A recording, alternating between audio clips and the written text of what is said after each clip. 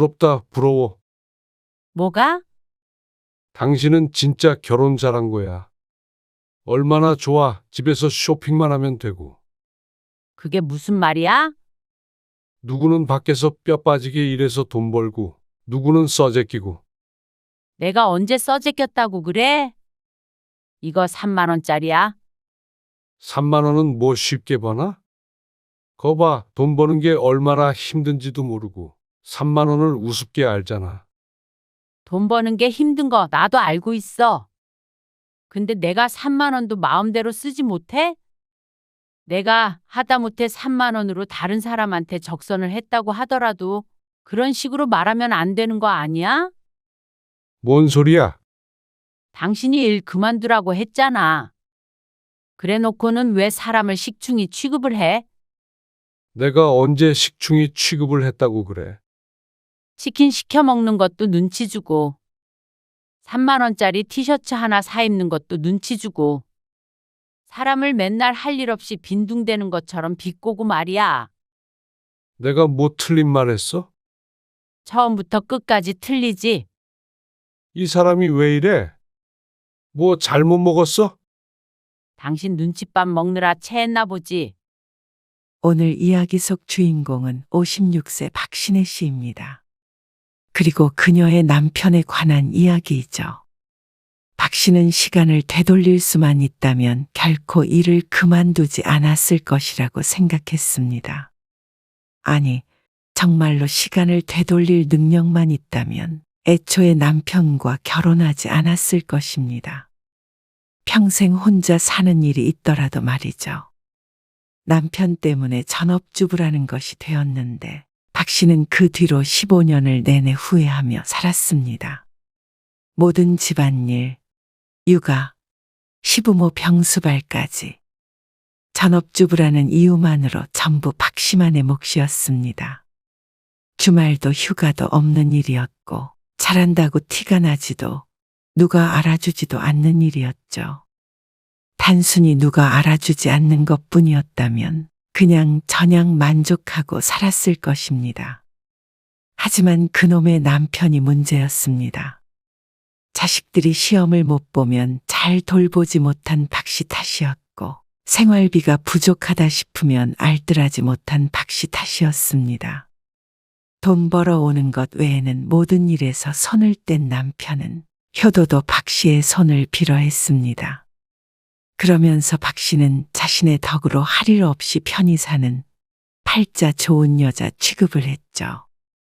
그렇게 좋은 팔자라면 직접 살아보라고 하고 싶었습니다. 그렇다면 식충이 취급하는 배우자를 단 하루라도 버틸 수 있는지 말이죠. 단돈 3만 원을 가지고도 눈치를 보면서 써야 하는 처지로는 더는 살고 싶지 않았습니다. 사지 멀쩡하고 젊은데 누군가에게 의지해서 살고 싶지도 않았죠. 그리고 평생 박 씨를 괄시한 남편과 살고 싶지 않았습니다. 박 씨는 아들이 둘 있었습니다. 둘 다 남들이 부러워할 만한 좋은 직장에 다니고 있었고 학벌도 좋았습니다. 그렇다면 밥을 먹지 않아도 배가 불러야 할 텐데 박 씨는 그렇지 않았습니다. 그렇게 열심히 교육시키고 뒷바라지했지만 뿌듯한 마음만큼 공허한 감정이 들었습니다. 그동안의 인생을 생각해보면 그랬죠. 박 씨의 남편은 자식들 교육에 유달리 열을 올렸습니다.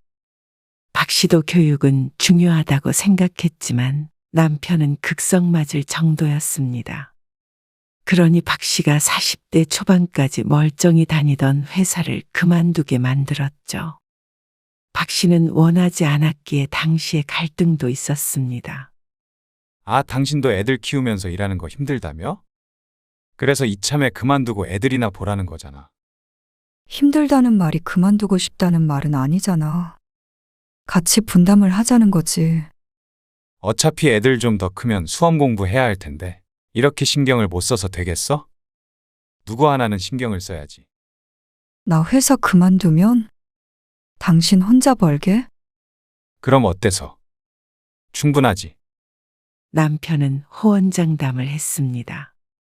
남편이 적게 버는 편은 아니었지만 그래도 불안한 건 사실이었습니다. 회사원이라는 게 언제 어떻게 될지도 모르고 말이죠. 아이들 교육을 생각한다면 더더욱 박 씨가 함께 벌어야 한다고 생각했는데 남편의 고집을 꺾을 수는 없었습니다. 가정이 우선 아니냐는 남편의 말에 따를 수밖에 없었죠. 그렇게 울며 겨자 먹기로 41세의 박 씨는 전업주부가 되었습니다.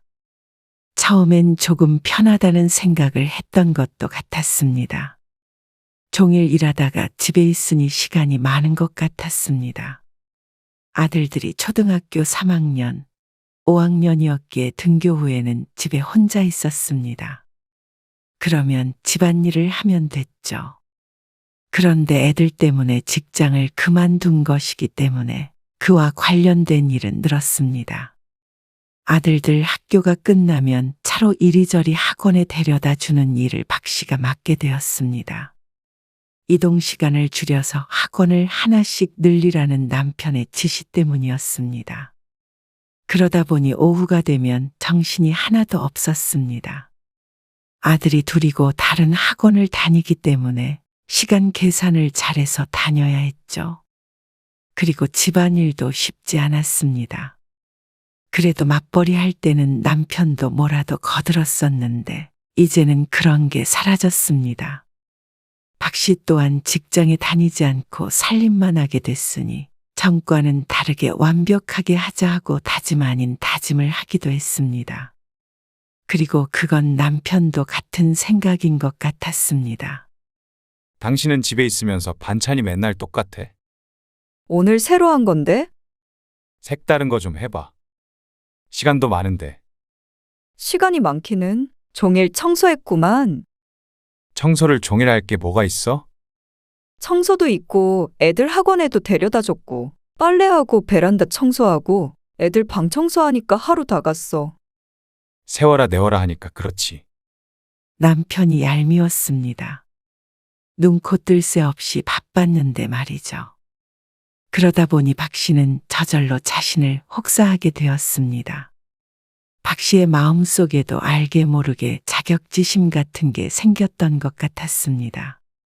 돈을 벌지 않으니 가정을 책임지고 돌봐야겠다는 생각도 늘 하게 되었습니다. 애미야, 오늘 좀 와라. 오늘이요?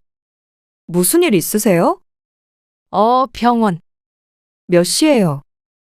2시에 진료야. 아, 저 4시에 성훈이 데리러 가야 하는데 그럼 병원 들렸다가 가면 되겠네. 시간이 그렇게 될지 모르겠어요. 그럼 내가 병원 가는데 버스 타고 가리? 너는 맨날 집에만 있는 애가 전화만 했다 하면 바쁘다 그래. 알겠습니다. 지금 갈게요. 전화를 받은 시각이 12시였습니다. 하던 반찬을 대충 마무리해야 했습니다. 그리고 점심밥을 먹을 시간도 없이 나갈 채비를 했습니다. 시어머니를 모시고 병원으로 가서 진료가 끝날 때까지 기다렸다가 다시 모셔다 드리고 아들을 데리러 가니 시간이 아슬아슬했습니다. 한겨울인데도 불구하고등이며 목덜미며 땀으로 축축했죠. 이런 일이 처음이 아니었습니다. 일을 그만두고 나서부터는 박 씨는 수시로 시집에 불려갔습니다. 오늘처럼 기사 노릇을 하기도 했고 자질구레한 시집 행사에 모두 참여해야 했습니다. 직장 다닐 때는 하지 않았던 일까지 박 씨가 도맡아 했습니다. 그리고 누구도 그걸 이상하다고 생각하지 않았습니다. 당신은 시간이 많으니 그 정도는 해줄 수 있지 않느냐. 내 아들이 벌어다 준 돈으로 편히 살고 있으면 시부모는 알아서 챙겨야 하지 않겠느냐. 이게 남편과 시집 식구들이 늘 하는 말이었습니다. 그 말을 들으면 속에서 화가 치밀다가도 어쩐지 기가 죽었습니다. 그럴 때면 그렇게나 출근하기 싫던 직장이 그리워지기도 했죠. 그런데 가장 문제는 돈 쓰는 것에 관련된 것들이었습니다. 매달 일정 생활비를 받고 가계부를 쓰다 보니 하나하나 남편에게 감시를 받는 기분이었습니다. 뭘 사더라도 어쩐지 남의 돈으로 사는 것 같고 말이죠. 그리고 둘이 벌다가 혼자 벌게 되어 남편 월급으로만 생활을 하다 보니까 항상 여유롭지 않게 느껴졌습니다. 돈을 쓸 때마다 사람이 작아지는 기분을 남편은 알까 몰랐습니다. 그걸 꼭 사야 되는 거야? 이 말이 그렇게 듣기가 싫었습니다. 그렇게 10년을 살았고 자식들은 커서 대학에 갔습니다. 이제는 큰 과제 하나를 끝냈으니 숨 좀 돌리며 살 수 있나 싶었습니다. 너희 숟가락은 너희가 놔. 주말에 박 씨가 식사 준비를 하고 있을 때였습니다. 모처럼 다 같이 집에 있었기에 박 씨의 손길이 더 분주해졌습니다. 얘들아, 숟가락 좀 놓고 하라니까. 성훈이 너는 밥 좀 푸고. 그러자 아들이 마지못해 무거운 몸을 일으켰습니다. 그런데 옆에 앉아있던 남편이 불만 가득한 목소리로 핀잔을 주었습니다. 당신 할 일을 왜 애들한테 시켜? 뭐? 황당한 남편의 말에 박 씨가 되물었습니다. 정말 못 들어서 그런 게 아니라 어이가 없어서였습니다. 식사 준비는 당신이 하는 일이잖아. 숟가락 놓는 게 어려운 일은 아니잖아. 그 어렵지도 않은 걸 굳이 애들을 시켜야 하느냔 말이야. 내 말은 주말에도 종일 청소하고 밥 차리고 하는데 그거 좀 도와주는 게 어려워? 대신 평일에 펑펑 놀잖아. 펑펑 논다고? 자식들이 대학에 간 뒤로 조금 편해진 건 사실이었지만 펑펑 논다는 건 말도 안 되는 얘기였습니다. 아직도 시집에 매주 3-4번씩은 가고 있었습니다. 그러자 아들도 몸을 어정쩡하게 일으킨 채로 양쪽의 눈치를 받습니다. 남편이 언짢은 듯 헛기침을 하며 고개를 돌렸습니다. 그러자 아들이 슬그머니 다시 제자리에 앉았습니다. 아마 숟가락을 놨다가는 아버지 심기를 건드릴까 무서운 듯 했습니다. 박 씨는 속으로 참을인을 3번, 아니 30번을 새겼습니다. 밥도 목구멍으로 제대로 넘어가지 않았습니다. 밥알을 새듯이 씹다가 결국 남기고 일어나자 남편이 혀를 찼습니다. 땅을 파면 쌀이 나오는 줄 알아. 큰 소리로 한 말도 아닌데 꼭 귓가에 천둥이 치듯 크게도 들렸습니다. 박 씨는 그 말을 애써 못 들은 척했습니다. 자식들 있는 데서 언성을 높이고 싶지 않았습니다. 그래도 젊었을 땐 이 정도는 아니었던 것 같은데 자식들 대학 가고 시간이 지나자 집에 있는 박 씨가 뭘 해도 못마땅한 것 같았습니다. 어느 날은 집을 대청소한 날이었습니다. 둘째까지 첫째를 따라서 자취를 하겠다고 떠났는데 작은 방을 청소하다가 결국엔 온 집안을 종일 치우게 되었습니다. 모처럼 시집에서 호출도 없었고 남편도 야근을 하는 날이었습니다. 오전부터 아무데도 안 나가고 빨래하고 반찬하고 청소만 했습니다. 창틀에 TV 뒤까지 구석구석 손이 안 닿은 곳이 없었습니다. 아이고 죽겠네. 그러다 보니 나중엔 지쳐서 밥 먹을 기운도 없었습니다. 저녁밥은 찬밥에 물 말아서 김치랑 대충 먹고 치웠습니다. 남편이 없으니 밥을 차리지 않아서 다행이라고 생각했습니다. 시계를 보니 7시 반이었습니다. 남편이 도착하면 9시는 될 듯 했기에 박 씨는 모처럼 책을 꺼냈습니다. 예전에는 책을 참 좋아했는데 좀처럼 읽을 시간이 나지 않아 한참을 손에서 떼고 살았습니다. 한 30분쯤 읽자 눈이 가물가물했습니다. 종일 중노동을 했더니 고됐는지 자꾸 잠에 빠질 것 같았습니다. 그래서 읽던 책을 소파 위에 올려두고 일어났습니다. 뭐라도 해야 잠이 안 들 것 같아서 쓰레기를 버리고 와서 소파에 앉아 빨래를 정리했습니다.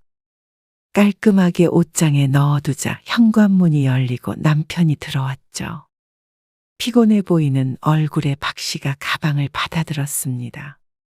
종일 청소를 했기에 깨끗해졌다는 말 한마디라도 할까 싶어 남편의 입을 쳐다보았지만 남편은 그에 대해 이런 방구도 없이 소파를 힐끔 쳐다보았습니다. 그러더니 박 씨에게 물었죠. 진짜 궁금해서 그러는데 당신은 하루 종일 혼자 집에서 뭐해? 그런데 진짜로 궁금해서 물어본 것 같지가 않았습니다. 집에서 뭐 하냐는 질문이 정말로 뭐 하는지 묻는 게 아니라 할 일 없이 뭐 하냐고 박 씨를 비난하는 듯한 어투였습니다. 박 씨는 자신의 자격지심인가 싶었습니다. 그래서 오늘 뭐 했는지 하나 둘 나열하자 남편이 중간에 말을 끊었습니다. 그런 건 한두 시간이면 되지 않나? 그 말에 기가 막히기도 했고 눈물이 날 것 같기도 했습니다. 그래서 박 씨는 이제라도 직장을 구하자 생각했습니다.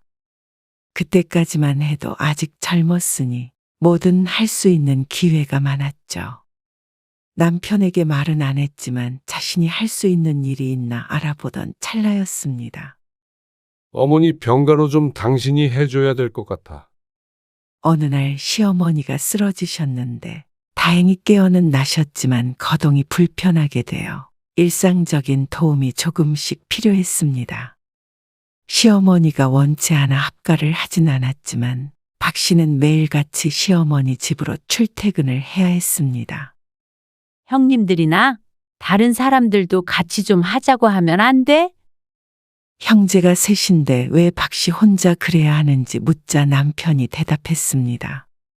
다들 일하느라 바빠. 그럼 당신은? 나는 회사 다니는데 어떻게 엄마를 돌봐? 바빠서 엄마를 돌봐줄 시간도 없다는 형제들은 주말이면 골프 치러 다니기 바빴습니다. 그건 박 씨의 남편도 마찬가지였습니다. 집에서 노는 사람이 해야지. 도대체 누가 논다는 거야? 그렇게 말하지 말라니까? 아, 그럼 당신이 일해? 회사를 그만뒀던 게 그토록 후회됐던 순간이 없었습니다. 남편은 박 씨의 노고를 전혀 고마워하지 않았습니다. 당연히 사람이라면 자기 할 몫을 해야 하는 거라는 식이었죠. 당신 오늘도 골프 가? 어머님한테 좀 가봐. 당신이 가야지. 오늘은 좀 쉬고 싶어서 그래. 그럼 나는 언제 쉬어? 일주일 내내 일한 사람한테 그러고 싶냐? 당신은 평소에 많이 쉬잖아. 참 잔인한 말이었고 그 말에 뒤집어 엎지 못하는 박 씨가 천치였습니다. 10년 넘게 식충이 취급을 받으면 저절로 그렇게 되었습니다.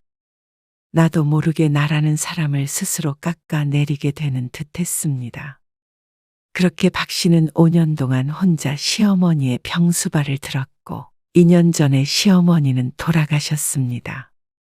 남편이고 그 형제들이고 누구 하나 박 씨에게 고맙다는 말 한마디가 없었습니다. 그리고 50대 중반이 되자 자식도 없고 모실 시부모도 없으니 일을 하면 될 텐데 나이가 나이인지라 무슨 일을 시작하기도 두려웠습니다. 남편의 말대로 종일 집에 있다 보니 더 비참한 말도 여러 번 듣게 되었습니다. 남편은 회사 다니는 것이 세상에서 가장 힘든 일이고 집에서 살림하는 건 일도 아니라고 생각했습니다. 그러니 남편 눈에 박 씨는 편하게 놀고 먹는 사람일 뿐이었습니다. 나이 드니 정말로 어쩔 땐 할 일이 없을 때도 많았습니다. 이제 뒷바라지 해야 하는 자식들도 모두 독립을 했고 박 씨 부부만 챙기면 됐으니 말이죠. 그럴 때면 박 씨는 견디기가 힘들었습니다.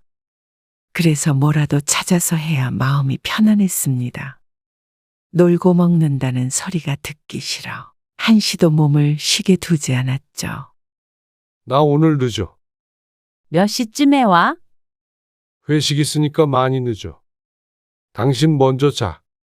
오랜만에 남편이 늦게 들어오는 날이었습니다.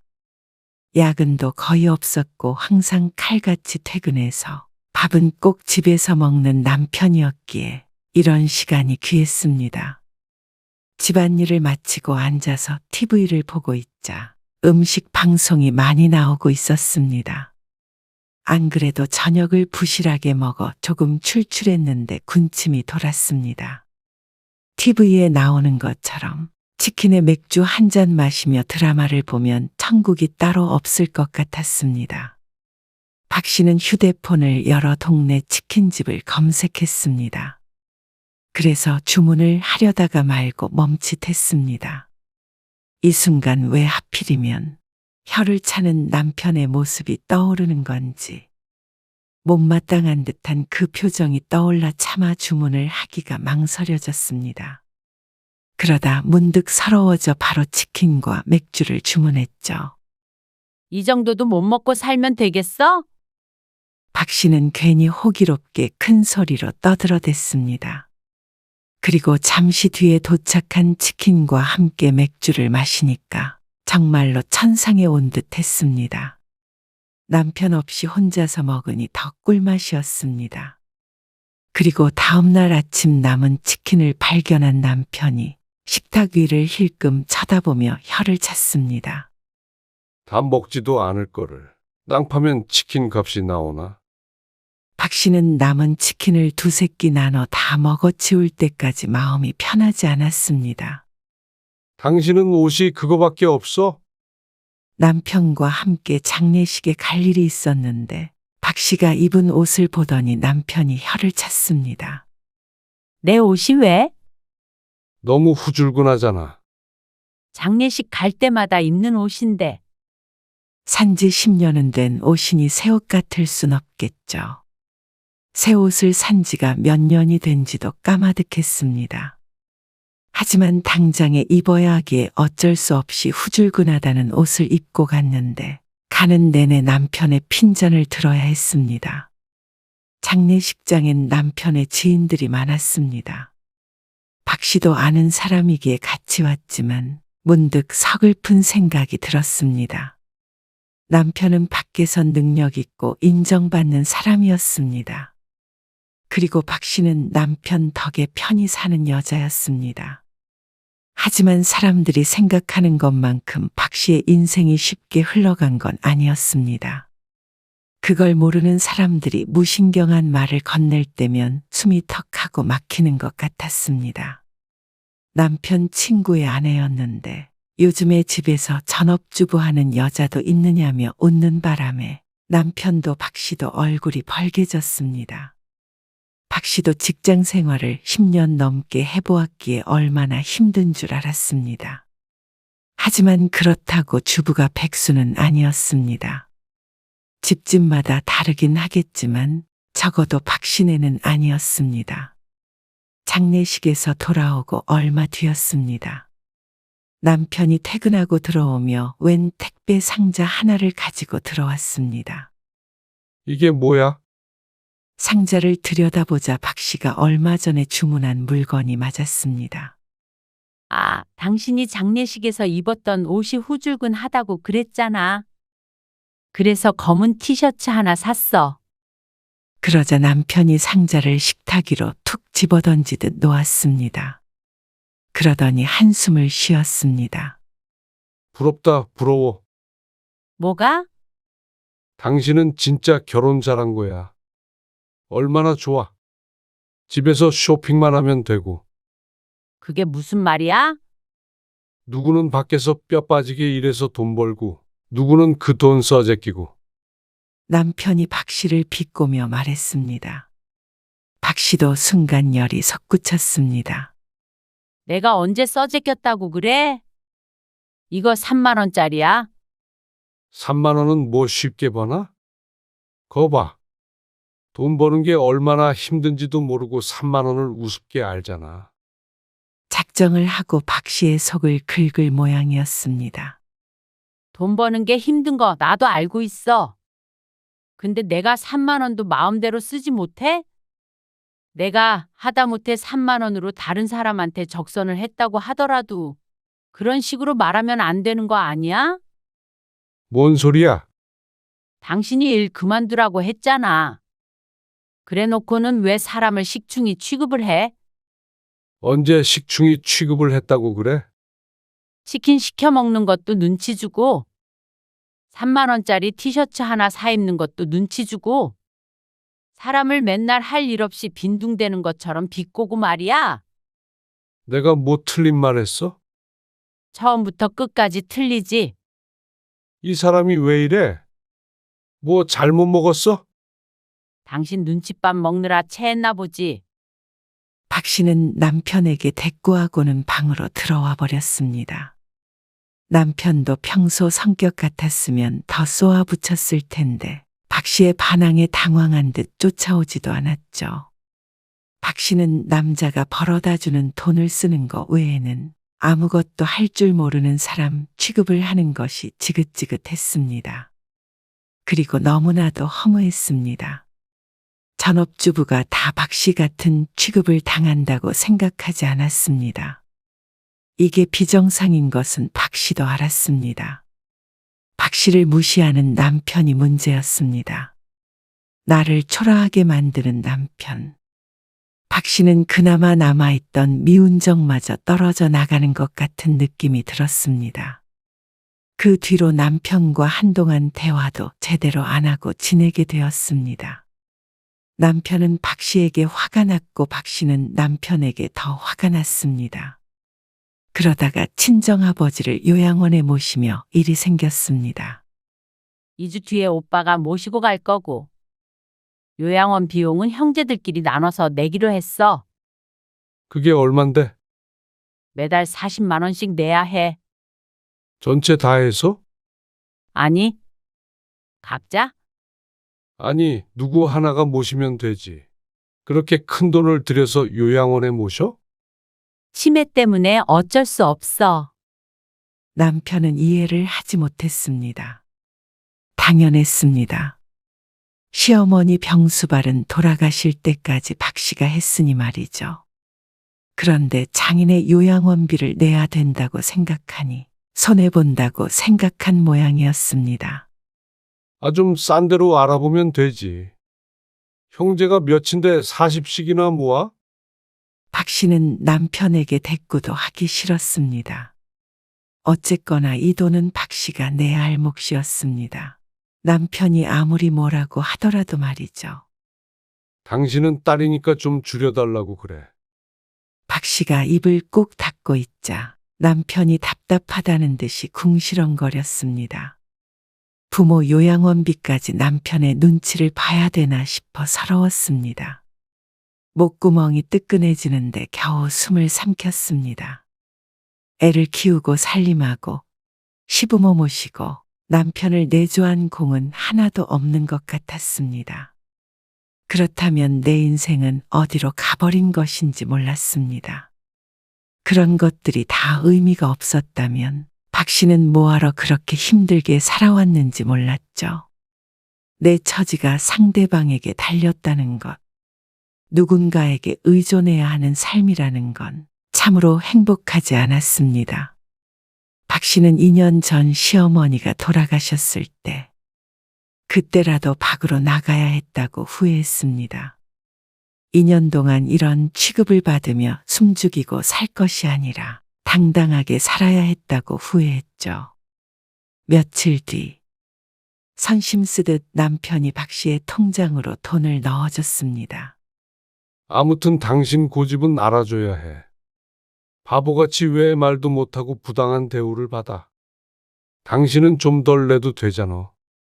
그래? 바보같이 말도 못하고 부당한 대우를 받았지, 내가. 알긴 아는구나. 당신한테. 뭐, 나 일자리 구할 거야. 그러자 남편이 파한대소를 했습니다. 그러면서 당신이 이 나이에 무슨 일자리냐며 황당해했죠.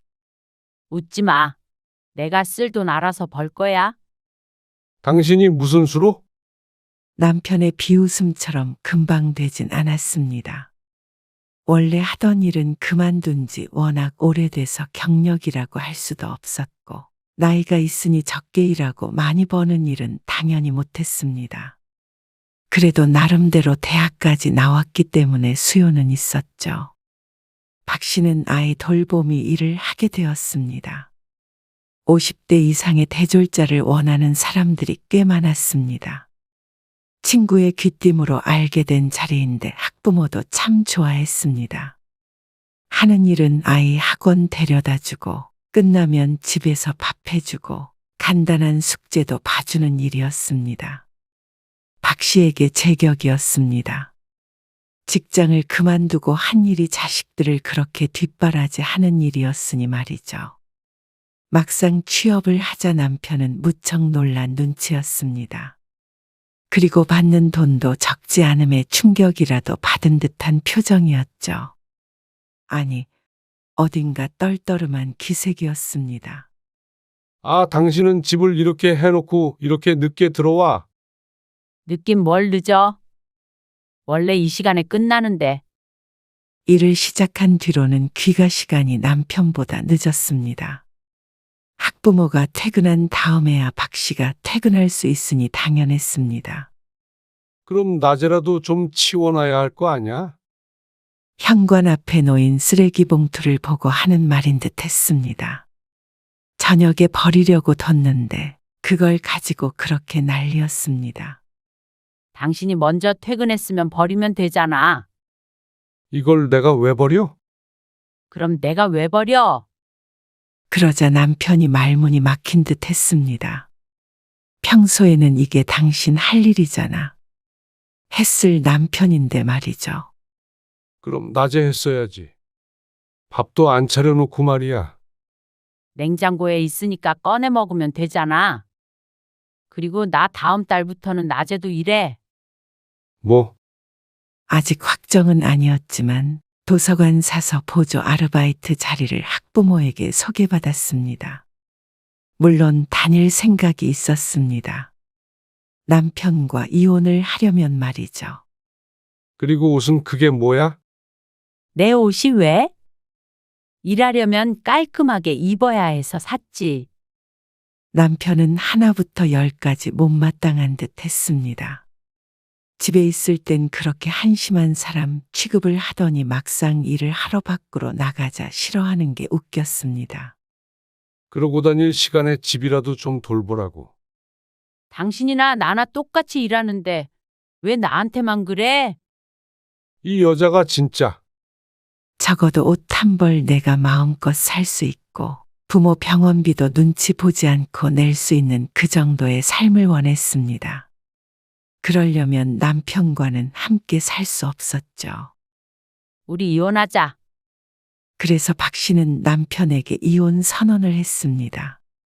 남편은 당연히 노발대발했습니다. 그동안 먹여주고 재워줬더니 뭐? 이혼? 꼭 무슨 거지 주워다 키운 것처럼 말하네. 남편이 생각하는 박 씨는 딱 그 정도였습니다. 그걸 모르고 여태 살아왔으니 누구에게 하소연한들 소용이 없었습니다. 당신이 자랑스럽게 생각하는 두 아들 명문대 가도록 뒷바라지 했고 당신이 벌어오는 돈 쪼개고 쪼개서 알뜰하게 살아서 재산 불렸어. 당신이 밖에서 일만 생각하면서 살 수 있었던 거 정말 당신 혼자 잘나서 그런 거라고 생각해? 그게 그럼 다 당신 덕이라는 거야? 그게 아니면 왜 당신은 내가 하고 싶은 일도 못하게 하고 집에 주저앉혔어? 그래놓고 나이 드니까 그렇게 식충이 취급을 해? 내가 그런 당신이랑 계속 같이 살 천칠라고 생각한 거야? 말은 청산유수네. 그래. 이혼해. 누가 무서울 줄 알고? 해보자. 누가 손해인가? 남편은 꼭 돈 한 푼 없이 박 씨를 쫓아낼 것처럼 굴었습니다.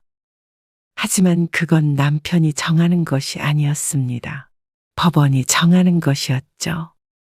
아무리 집에서 살림을 했다고 하더라도 그 공은 인정이 될 것이었습니다. 그리고 설령 그 돈이 적다고 하더라도 박 씨는 남편과 헤어질 것이었고 말이죠. 그런데 어디서 무슨 말을 들은 건지 아니면 심경의 변화가 온 건지 몰라도 남편이 말을 바꾸었습니다.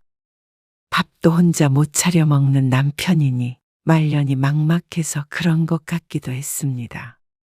그만하면 됐어. 무슨 말인지 알아들었으니까 그만해. 알아들었으면 이혼을 해줘야지. 당신 진짜 이럴 거야? 나도 자립해서 살 거야. 이제 그럼 당신 맨몸으로 나가는 거야. 우리나라 법이 그렇게는 안 될걸? 재산도 나눠 가져야지. 그게 말이 돼? 그게 말이 안 된다고 생각하는 당신 때문에 우리가 이혼하게 되는 거야. 그리고 박 씨는 얼마 뒤 짐을 싸서 집을 나왔습니다. 그리고 이혼 소송을 했습니다. 그러자 심각성을 깨달은 남편이 뒤늦게 사과를 했습니다. 여보, 당신이 그런 생각을 하고 있는 줄은 내가 꿈에도 몰랐어. 진작에 말을 하지 그랬어. 수도 없이 얘기했어. 근데 언제 당신이 내 얘기 들은 적이나 있어? 그렇다고 이제 와서 이렇게 이혼하는 게 어디 있어? 그동안 살아온 세월이 있는데. 나는 앞으로 살아갈 날이 더 중요해. 나도 내가 돈 벌어서 나한테 쓰면서 좀 살고 싶다. 당신도 나 먹여 살리느라 그동안 고생 많았어. 이제는 애들도 다 컸으니까 당신도 당신 돈 혼자 다 쓰면서 편히 살아. 여보, 박 씨는 그렇게 남편과 작별을 했습니다. 다음 해 이혼을 하게 되었죠. 박 씨는 이토록 후련하고 행복했던 적이 없었던 것 같았습니다. 기억을 더듬어 보아도 좋게 20년은 더 된 것 같았죠. 대단한 돈은 못 벌지만 그래도 목돈도 좀 있었고 앞으로 못해도 10년, 15년은 일할 수 있기에 부지런히 노후 준비를 해보려고 마음먹었습니다. 다행히 벌이가 나쁘지 않아 그게 뜬구름 잡는 얘기는 아니었습니다. 남편은 땅을 치고 후회했습니다. 찾아와서 말 그대로 땅을 치며 빌었지만 박 씨는 끝끝내 돌아서지 않았습니다. 남편의 얼굴을 보는 것만으로도 박 씨를 경멸하는 눈빛으로 혀를 차던 모습이 떠올랐습니다. 더 이상은 그렇게 살고 싶지 않았습니다. 박 씨가 그렸던 삶은 아니었지만 이런 그림도 결코 나쁘지 않았습니다. 남에게 기대지 않고 오롯이 혼자서 설 수 있는 삶 말이죠.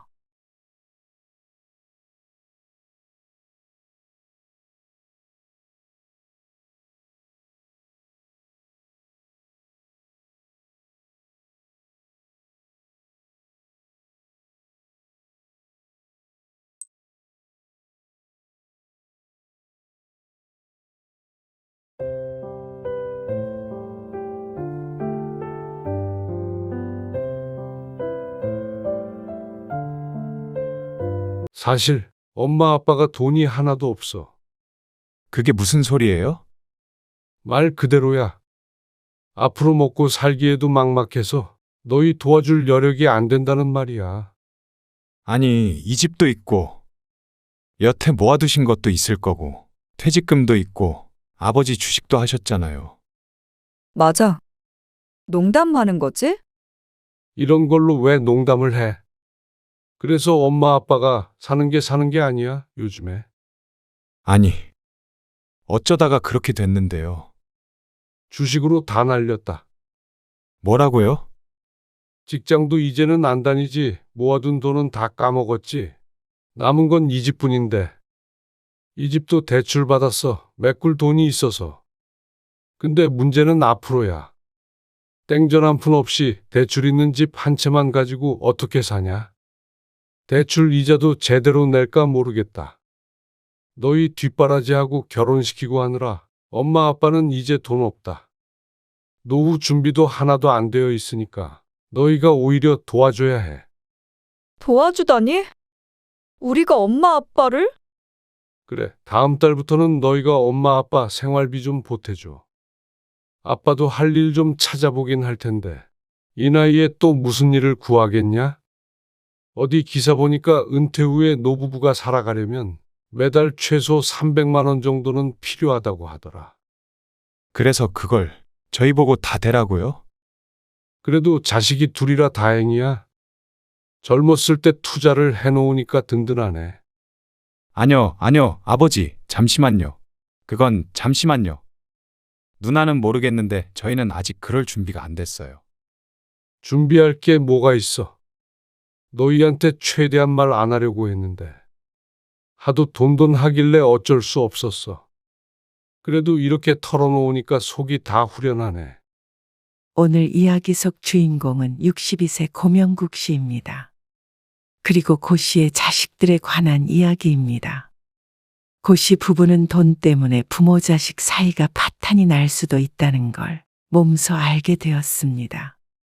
그리고 그건 부모가 돈이 있든 없든 크게 상관이 없었습니다. 고 씨는 먹고 살 만큼 있었지만 그것 때문에 오히려 자식과 사이가 틀어졌습니다. 결혼해서 엄마 아빠가 되고서도 부모에게 자꾸만 손을 벌리는 자식들. 자식에게는 아무리 해줘도 고마운 줄 모르고 더 받았습니다. 그리고 많이 주면 당연하게 생각하고 적게 주면 서운하다고 투덜댔죠. 부모의 것을 당연하게 자신들의 것이라고 생각하고 당당하게 가져가려는 자식들.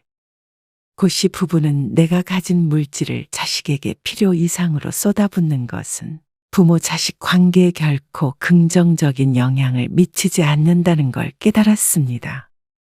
인생을 바쳐 키운 딸과 아들은 고 씨 부부를 자식들에게 인색 부모로 만들어 버렸습니다. 지금 잘 먹고 잘 살고 있는 게 순전히 자신들이 잘나서라고 생각하는 듯했죠.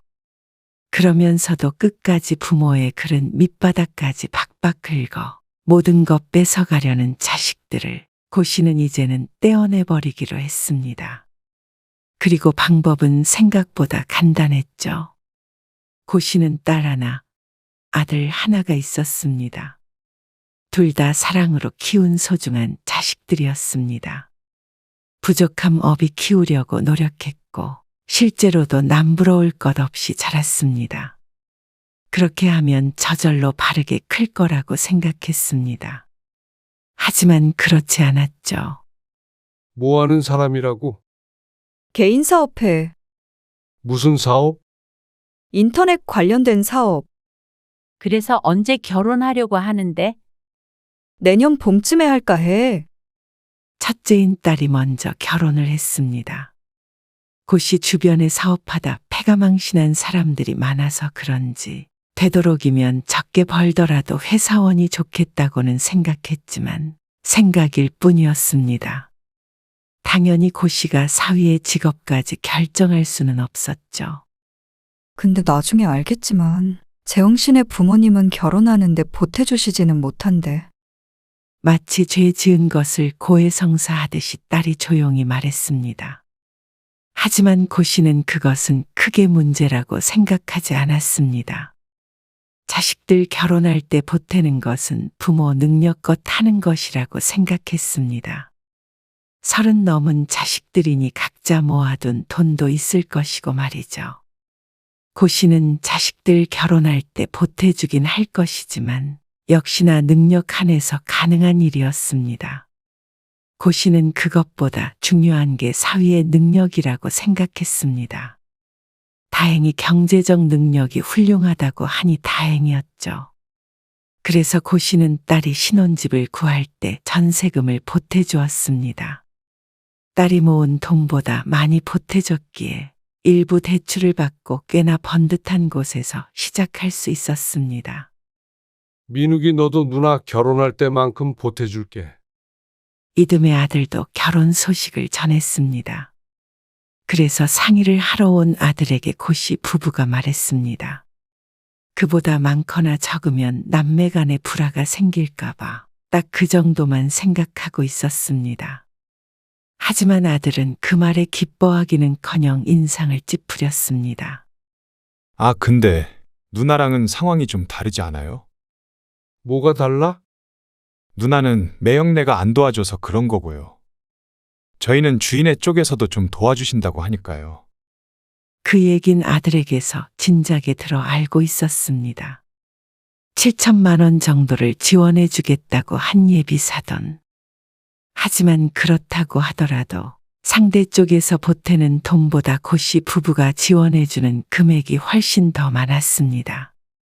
그런데 아들의 주장은 적어도 그만큼은 7천만 원 정도는 더 보태줬으면 한다는 것이었습니다. 고씨의 상식으로는 말도 안 되는 소리였죠. 그래도 제가 남잔데. 30 초반밖에 안 된 아들이 남자 여자 따지는 소리에 황당했습니다. 반반하는 시대인데 그렇게 따지면 결혼 자체를 할 수 없었습니다. 집 한 채는 가지고 가야 했으니 말이죠. 아니야. 그건 안 되는 거야. 엄마 아빠도 딱 거기까지 가능해. 아들은 불만이 많아 보였지만 그 이상은 고씨 부부도 계획에 없던 일이었습니다. 자식들 결혼까지만 시켜놓고 노후 삶을 사람답게 살려면 여기서 멈춰야 했습니다.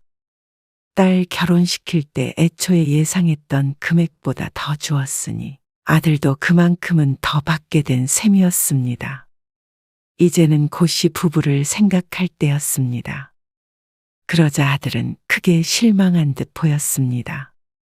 하지만 누나도 남동생이 그런 말을 했다는 것에 언짢아 했고 고씨가 더는 지원해 줄 것 같지 않자 아들은 포기했죠. 그렇게 자식들 둘 모두 결혼시키고 한갓진 노후를 보낼 생각을 했습니다. 은퇴할 날이 1년이 채 남지 않았기에 노후에 대한 이런저런 생각이 많아지는 때였습니다. 그런데 아들이 결혼한 지 얼마 안 됐을 때 딸이 고씨 부부의 집을 찾아왔습니다. 어쩐 일이야? 저녁 식사를 하려고 준비 중이었는데 말없이 와서 숟가락을 하나 더 놓았습니다. 그냥 엄마 아빠랑 같이 밥 먹으려고 왔어. 오랜만에. 고씨는 딸을 반겼습니다. 결혼을 하니 좀처럼 보기가 힘든 딸. 그런 딸의 갑작스러운 방문이 선물처럼 느껴졌습니다. 강서방은 어쩌고 혼자 와? 강서방은 바쁘지. 요즘 사업을 확장한다는 말은 아내를 통해서 전해 들었습니다. 시간이 8시가 다 되어 갔는데 참 열심히도 산다고 생각했습니다. 밥은 먹어가면서 일하는 거야? 사무실에서 먹지. 쉬엄쉬엄 하라고 그래. 사업이 그게 되나? 딸과 이런저런 대화를 나누며 즐거운 저녁 식사를 이어갔습니다. 직장에서의 이야기, 사위와의 이야기로 딸의 입은 쉴 줄을 몰랐죠. 자식들이 독립한 뒤로 대부분 아내와 둘만 조용히 식사를 했지만 오늘따라 활기가 느껴지는 듯했습니다. 집에 언제 가게? 이제 슬슬 가야지. 밤길 무섭다. 얼른 가봐. 딸을 배웅하기 위해서 일어났는데 정작 딸이 나가질 않고 뭉구적거렸습니다. 그러더니 사실 할애기가 있어 왔다며 고씨를 식탁 앞에 도로 앉혔습니다. 잠시 뜸을 들이다 딸이 입을 뗐습니다. 강서방 사업하는 거 좀 더 키워보려고 하고 있거든. 들었어. 근데 그게 사업 자금이 조금 필요하다네. 웬 뜬금없는 얘긴가 싶었습니다. 그래서 상의를 하고 싶은 건가 생각했지만 그게 아니었습니다. 에이, 그냥 단도직입적으로 말할게. 엄마 아빠가 좀 도와줬으면 해요. 뭐? 고씨보다도 아내가 더 놀란 듯 했습니다. 아주 잘 되고 있다던 사위의 사업 자금을 어째서 고씨 부부에게 보태라는 말인지 몰랐습니다. 잘 되는 거 더 잘 되라고 애쓰고 있는 거야. 그러고 나서 사업 좀 더 커지면 엄마 아빠도 좋지. 그러면서 사업 자금을 보태고 나중에 수익이 나면 주겠다고 했습니다. 하지만 그게 문제였습니다. 수익이 나면 받을 수 있는 돈이라는 것이죠. 고씨는 돈을 안 주고 아무것도 안 받는 게 더 좋았습니다. 사위가 하는 일이 정확히 어떤 것인지는 모르지만 고씨도 주식도 해보고 작게 부동산에 투자해 본 적도 있었습니다. 하지만 고씨에게 역시나 제일은 안전함이었습니다. 그리고 결혼한 지 1년밖에 안 돼서 딸을 시켜 장인에게 사업자금을 받아오라고 시킨 사위가 못마땅했습니다. 그 사업이라는 것도 의심이 들기도 했고 말이죠. 얼마를 바라는 건지는 모르겠지만 우리한테까지 손 벌려야 하는 사업이면 좀 신중히 생각해 봐야겠다. 아, 그런 거 아니야. 딸이 하도 답답해하길래 금액이라도 들어보자 싶었습니다. 한 3천 정도 빌려주는 것은 생각해 볼까 싶었죠. 한 2억 정도만 어떻게 힘들까? 뭐? 2억? 아내의 입이 떡 벌어졌고 고씨도 비슷한 상황이었습니다. 미안한데 사업 자금을 대주는 건 좀 힘들 것 같다. 아, 아빠. 사위가 좀 도와달라는데? 자세히 들어보지도 않고 거절을 해. 자세히 들어볼 게 뭐가 있어? 그만한 돈을 어떻게 달라는 거야? 그냥 달라는 거 아니야. 그래도 안 돼. 2천만 원도 아니고? 2천만 원은 빌려주마. 2천만 원으로 무슨 사업을 해? 딸이 가슴을 쿵쿵 쳤습니다. 하지만 더 얘기를 들어보나 마나였습니다. 그러자 딸은 크게 상심했죠.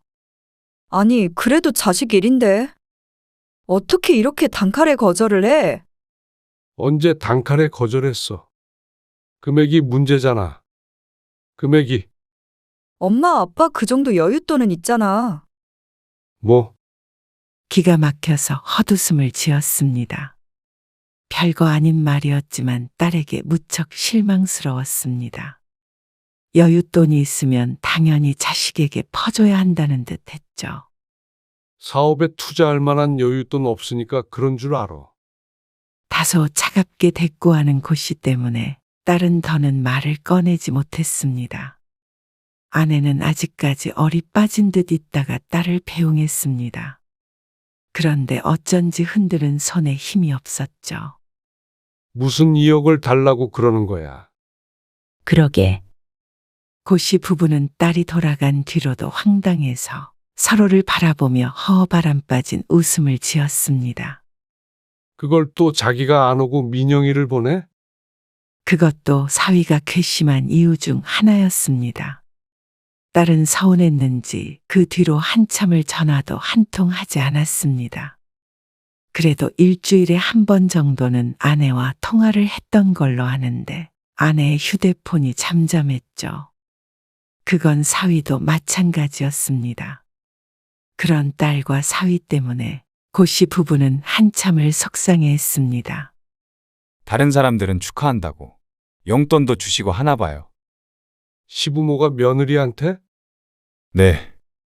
그래서 주희가 말은 안 하는데 좀 섭섭한 눈치예요. 그래서 어느 정도 주면 되는 거야?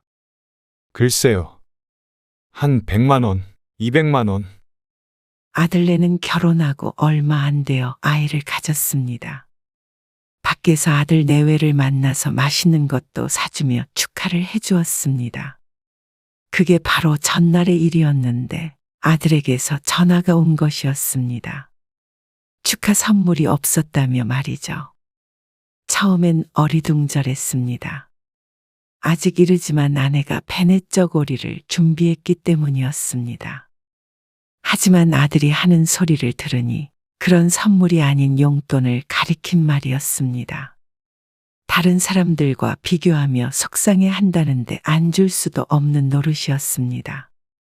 그렇게 용돈을 갈취당하고 얼마 뒤에는 또 산후조리원 비도 내달라고 아들이 전화를 했죠. 그걸 누가 정해놨길래 이렇게 자꾸 돈을 달래? 정해 놓은 게 아니라 원래 그런 문화예요. 엄마 아빠가 마음에 우러나서 줘야 하는 거잖아. 어련히 알아서 할 텐데 왜 자꾸 그러냐? 이 돈 달라 저 돈 달라 하니 고씨 부부로서도 기분이 좋지는 않았습니다. 꼭 맡겨놓은 돈을 달라는 식이었고 주지 않으면 천하의 나쁜 시부모가 된 것처럼 굴었습니다. 모레 송주 결혼식 말이에요. 그거 못 갈 것 같아요. 왜? 주말에 일 있어. 네, 갑자기 회사에 나가봐야 해서요. 급한 일이라. 그럼 어쩔 수 없지. 축의금 해야 하죠? 송주가 너희 결혼할 때도 냈잖아. 30만 원 한 것 같아요. 그거 제가 계좌로 보내드릴 테니까 가셔서 좀 전해주세요. 직접 이체하는 게 낫지 않아? 청첩장에 적혀 있던데. 그래도 직접 받는 게 좋죠. 그런가? 알겠어. 어느 날 조카의 결혼식을 이틀 앞둔 날이었습니다. 갑자기 참석을 못하게 됐다며 아들로부터 전화가 왔죠. 그래서 아들의 부탁으로 고씨 부부는 결혼식에 참석해 아들의 이름으로 축의금 30만 원을 전달했습니다. 그런데 당연히 미리 보낸 줄 알았던 30만 원은 통장에 찍혀 있지 않았습니다. 혹시 당신한테 보냈어? 축의금. 아니, 나는 들어오면 휴대폰 울리는데. 보내겠지? 하지만 하루가 더 지나도 일주일이 지나도 2주일이 지나도 소식이 없었습니다. 혹시나 까먹었나 싶어서 아들에게 메시지를 하나 보냈습니다. 전화까지 해서 재촉하기엔 사람이 괜스레 쪼잔해지는 것 같아서 말이죠. 그런데도 아들은 돈을 보내지 않았습니다. 그러다 손주를 봐주러 아내가 아들네 집에 간 날, 아내가 아들에게 물었더니 어리둥절한 반응을 보였다고 했습니다. 아, 분명 보냈는데 이상하다고 그러던데. 바로 보내준다고 그랬어. 근데 안 들어왔지? 큰 돈은 아니었지만 참 신경 쓰이게 하는 돈이었습니다. 처음부터 대신 내준 것이었다면 생각도 안 했을 돈이었는데 바로 보내주겠다고 했던 말 때문에 자꾸만 확인하게 되니 그것도 어느 정도는 스트레스였죠. 안 받으면 그만이라지만 그렇기엔 괘씸하기도 했습니다. 자꾸만 주겠다 하는 것도 오히려 줄 생각이 없어 보였죠.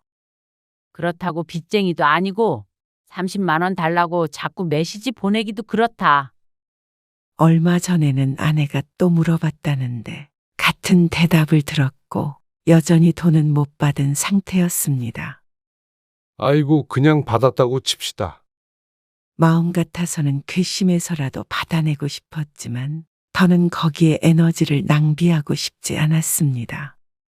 그런데 그 뒤로도 비슷한 상황이 몇 번 더 연출이 되었습니다. 자잘한 돈이었습니다. 하지만 그게 여러 번 계속되니 어이가 없었죠. 이제 어린애도 아니고 돈도 벌고 가정도 있는 성인인데 부모에게 그러고 싶을까 하는 생각이 들었습니다. 주머니에서 돈 나가는 게 안 아까운 사람도 있나 싶었습니다. 아들은 아직도 어릴 때처럼 부모가 경제적인 부담을 더했으면 하는 바람이 있는 것 같았습니다. 그래서 자잘한 돈을 전부 받아냈습니다. 조카의 결혼식에 빌려줬던 30만 원까지 거슬러 올라가서 말이죠. 되게 좀 치사하시네요. 아들은 농담 반 진담 반으로 고씨에게 치사하다고 했습니다. 돈을 빌려놓고 안 주는 놈이 치사하냐? 아니면 빌려준 놈이 치사하냐? 그러자 아들은 할 말이 없어졌죠. 그리고 몇 달이 지난 어느 날 저희 이사 가려고 해요. 무슨 이사를 해? 그 집 들어간 지 얼마나 됐다고? 계약 기간도 안 끝나지 않았어? 근데 집 사서 이사 갈 수 있을 것 같아서요. 금매로 나온 게 있더라고요. 집을 산다고? 네, 그래서 계약 끝나면 바로 들어가려고요. 아이고, 벌써 사서 간다니까 잘 됐네. 속으론 아들이 그새 돈을 그렇게 모았나 싶었습니다. 참 대견하다 생각하려던 찰나에 아들이 웃으며 말했습니다. 그래서 말인데요. 말끝을 흐리는 게 듣지 않아도 벌써 불안했죠. 좀만 보태주실 수 있어요? 아무래도 집값이 있다 보니까요. 주택담보대출 있잖냐? 그것도 받긴 받죠. 뭘 그렇게 무리를 해서 가려고 그래? 1억 정도만 보태주시면 지금 내 집장만 알 수 있어서 그렇죠. 뭐? 1억? 딸이나 아들이나 어쩜 이렇게 억소리를 잘해대는 건지 몰랐습니다. 1억 2억이 네 집 개 이름인가 싶었습니다. 전세 살다가 돈 모아서 천천히 이사하면 될 것을 뭐하러 능력이 안 되는데 급하게 가려는지 몰랐습니다. 그리고 부모가 당연히 그 돈을 보태줄 거라고 생각하나 싶어 기가 막혔죠. 그건 아닌 것 같다. 1억을 당장 어디서 나서 줘? 아버지 그래도 여윳돈 있으실 거 아니에요. 어디서 많이 들어본 소리다 싶더니 딸이 전에 했던 말과 똑같았습니다. 둘이 남매 아니랄까봐 하는 짓도 똑같은지 몰랐습니다. 아니, 너희는 엄마 아빠한테 돈 맡겨놨어? 고씨가 참지 못하고 언성을 높였습니다. 그러자 아들이 대꾸했습니다. 너희요. 누나도 돈 받아갔어요? 곧 눈에서 빛이라도 나올 듯 했습니다. 치사하게 누나만 주고 저는 안 주시는 거 아니겠죠? 네 누나도 안 줬어. 그러니까 너도 못 줘. 아니, 누나는 누나고. 저는 저죠. 이번 기회 아니면 집 못 사요. 1억을 빌려줘도 나중에 어떻게 갚을 생각인데? 아무리 아들 며느리 둘 다 직장에 다녀도 애 키우면서 따로 1억을 모으기란 결코 쉽지 않은 일이었습니다. 돈을 받기도 전에 늙어 죽을 듯 했습니다. 엄마 아빠가 돈을 쌓아놓고 사는 줄 알아? 아빠 퇴직해서 이제 돈벌이도 없다. 아, 맞다. 퇴직금 있으실 거 아니에요. 생각 같아서는 아들의 주둥이를 한 대 콱 쥐어받고 싶었습니다. 하지만 실행에 옮기는 대신에 고씨는 아들을 집에서 내보냈습니다. 너희 결혼할 때 보태준 게 엄마 아빠가 해줄 수 있는 전부야. 아, 아버지. 얼른 가봐라. 거의 아들을 쫓아내다시피 했습니다. 그리고 꼭 잔 듯이 며칠 뒤에 딸이 또 찾아왔습니다. 그리고 또 고씨의 속을 긁어놓았죠. 민욱이 이사하는데 보태줄 거면 나도 줘. 뭐, 사업자금 말하는 거야? 사업자금으로 쓰던지 아니면 이사를 가던지 할 테니까. 어쨌거나 똑같이 줘. 밑도 끝도 없이 남동생과 똑같은 돈을 달라며 떼를 쓰는 딸. 자식들 눈에는 고씨 부부가 돈으로 보이나 싶어 거울을 한번 들여다보고 싶었습니다.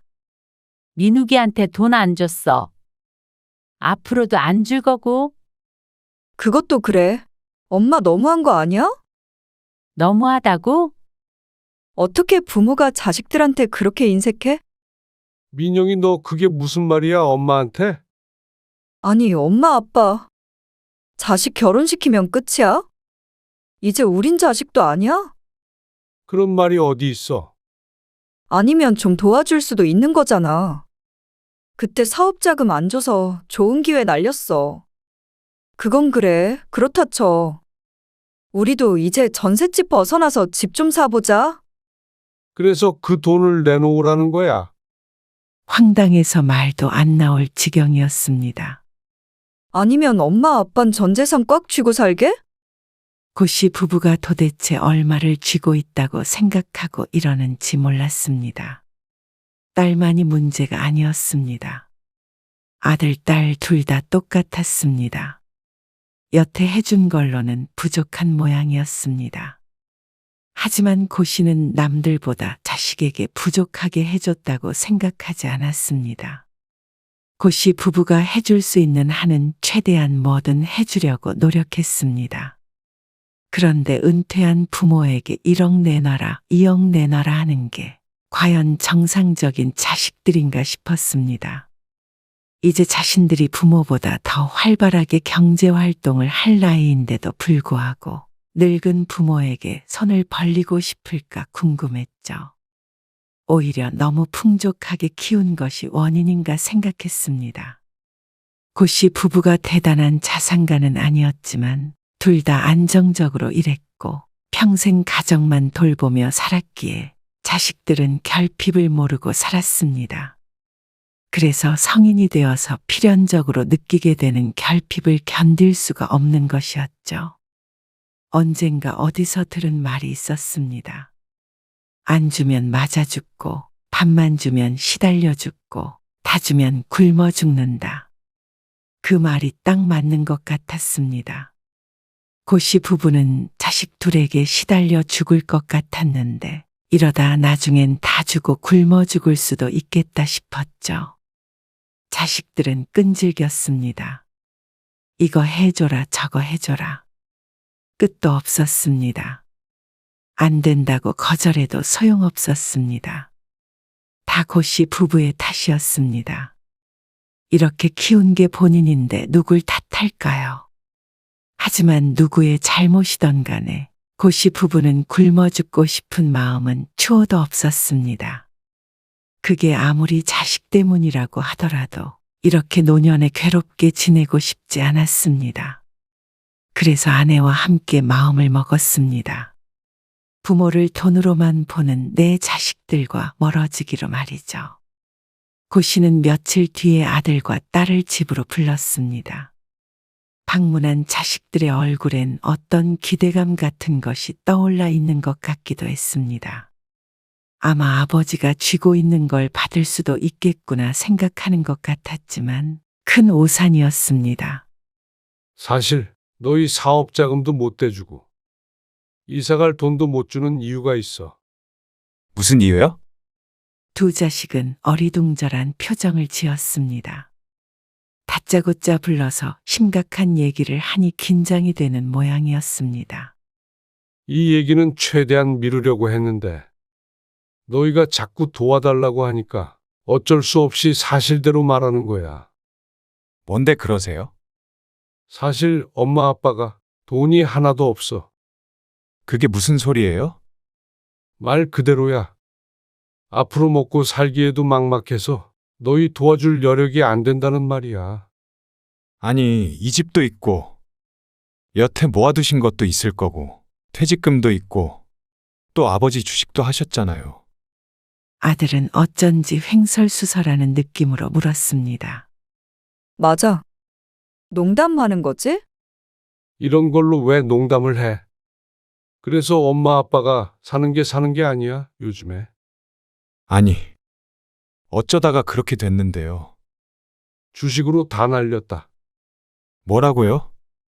직장도 이제는 안 다니지. 모아둔 돈은 다 까먹었지. 남은 건 이 집뿐인데. 이 집도 대출 받았어. 메꿀 돈이 있어서. 아니, 이게 무슨... 아들도 딸도 충격이 큰 듯 얼른 대꾸를 하지 못했습니다. 고씨는 이에 멈추지 않고 말을 이었습니다. 문제는 앞으로야. 땡전 한 푼 없이 대출 있는 집 한 채만 가지고 어떻게 사냐? 대출 이자도 제대로 낼까 모르겠다. 아들, 딸의 얼굴이 흑빛이 되었습니다. 너희 뒷바라지하고 결혼시키고 하느라 엄마 아빠는 이제 돈 없다. 노후 준비도 하나도 안 되어 있으니까 너희가 오히려 도와줘야 해. 도와주다니? 우리가 엄마 아빠를? 그래. 다음 달부터는 너희가 엄마 아빠 생활비 좀 보태줘. 아빠도 할 일 좀 찾아보긴 할 텐데. 이 나이에 또 무슨 일을 구하겠냐? 경악스런 자식들의 얼굴을 보고도 거짓말이 술술 나왔습니다. 어디 기사 보니까 은퇴 후에 노부부가 살아가려면 매달 최소 300만 원 정도는 필요하다고 하더라. 그래서 그걸 저희 보고 다 대라고요? 아니, 그게 말이 돼.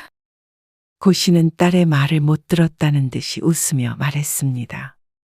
그래도 자식이 둘이라 다행이야. 젊었을 때 투자를 해놓으니까 든든하네. 아니요, 아버지. 잠시만요. 아들이 다급하게 고씨의 말을 끊었습니다. 그건 잠시만요. 누나는 모르겠는데 저희는 아직 그럴 준비가 안 됐어요. 오죽했으면 아버지한테 손 벌렸겠어요. 준비할 게 뭐가 있어. 그래도 집 사서 이사 가려고 생각했던 거면 어느 정도 여유는 있었던 거 아니냐. 아빠, 나도 당장 150만 원씩 주긴 힘들어. 내 월급이 얼만데. 그러면 엄마 아빠 길에 나앉아?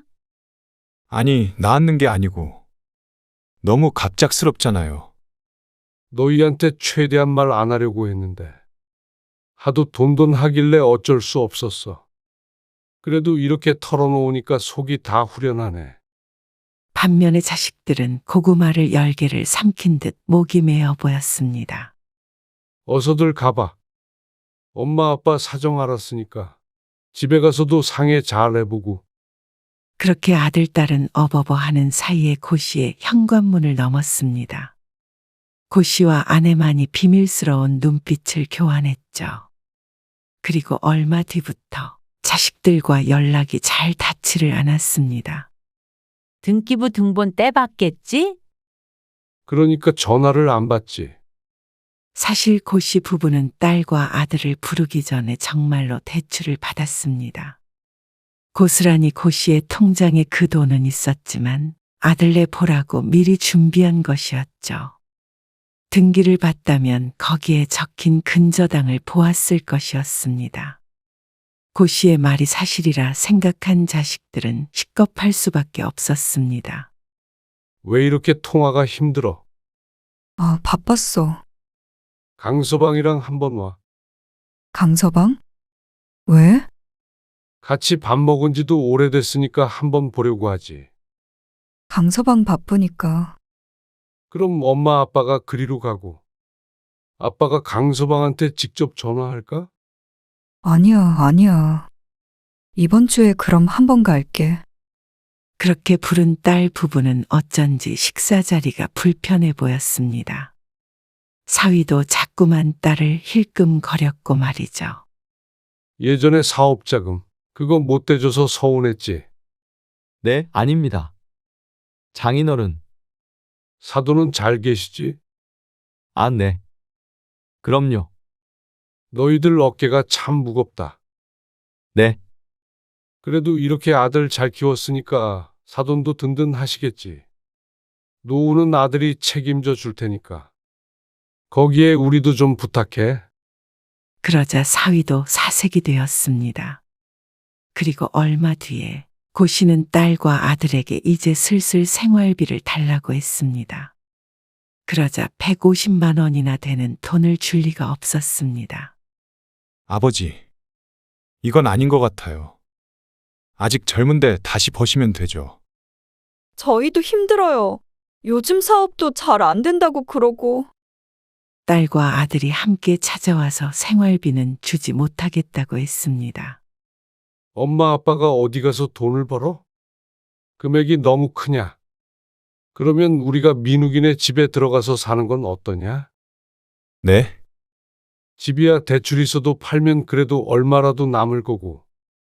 너희 집에서 살면서 먹고 자고 하면 생활비는 한 100만 원만 있어도 될 거 아니야. 그걸 민영이가 주면 되지. 아빠, 100만 원도 힘들다니까. 저희 집에서 두 분이서 사신다고요? 말이 돼요? 그게 부담스러우면 엄마 아빠 따로따로 민영이 집, 민욱이 집에서 살까? 한 사람씩 맡을래? 아니, 그게 무슨 경우야? 그런 사람들이 어디 있어요?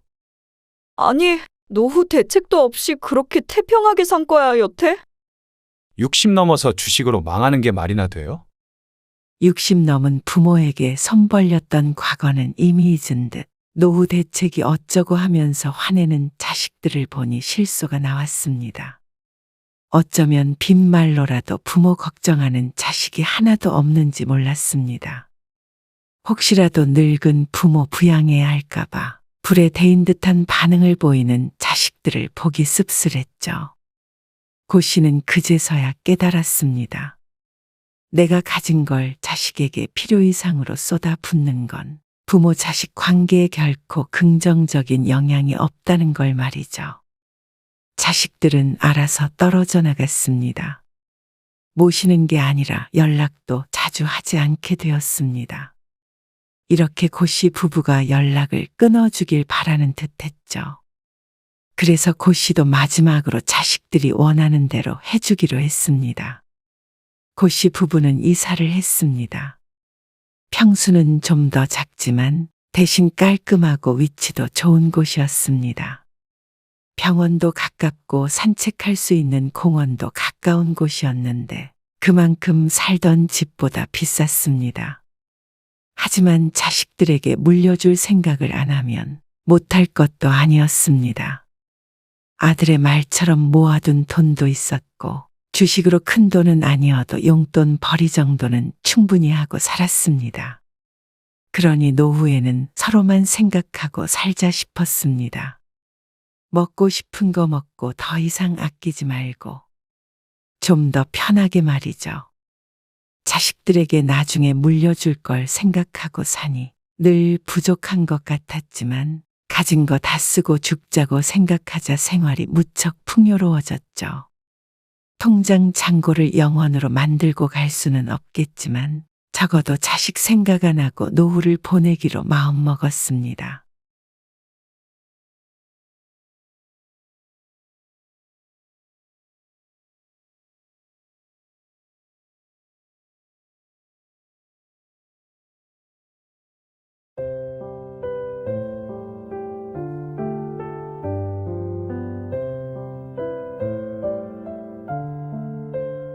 이번 명절에 말이야.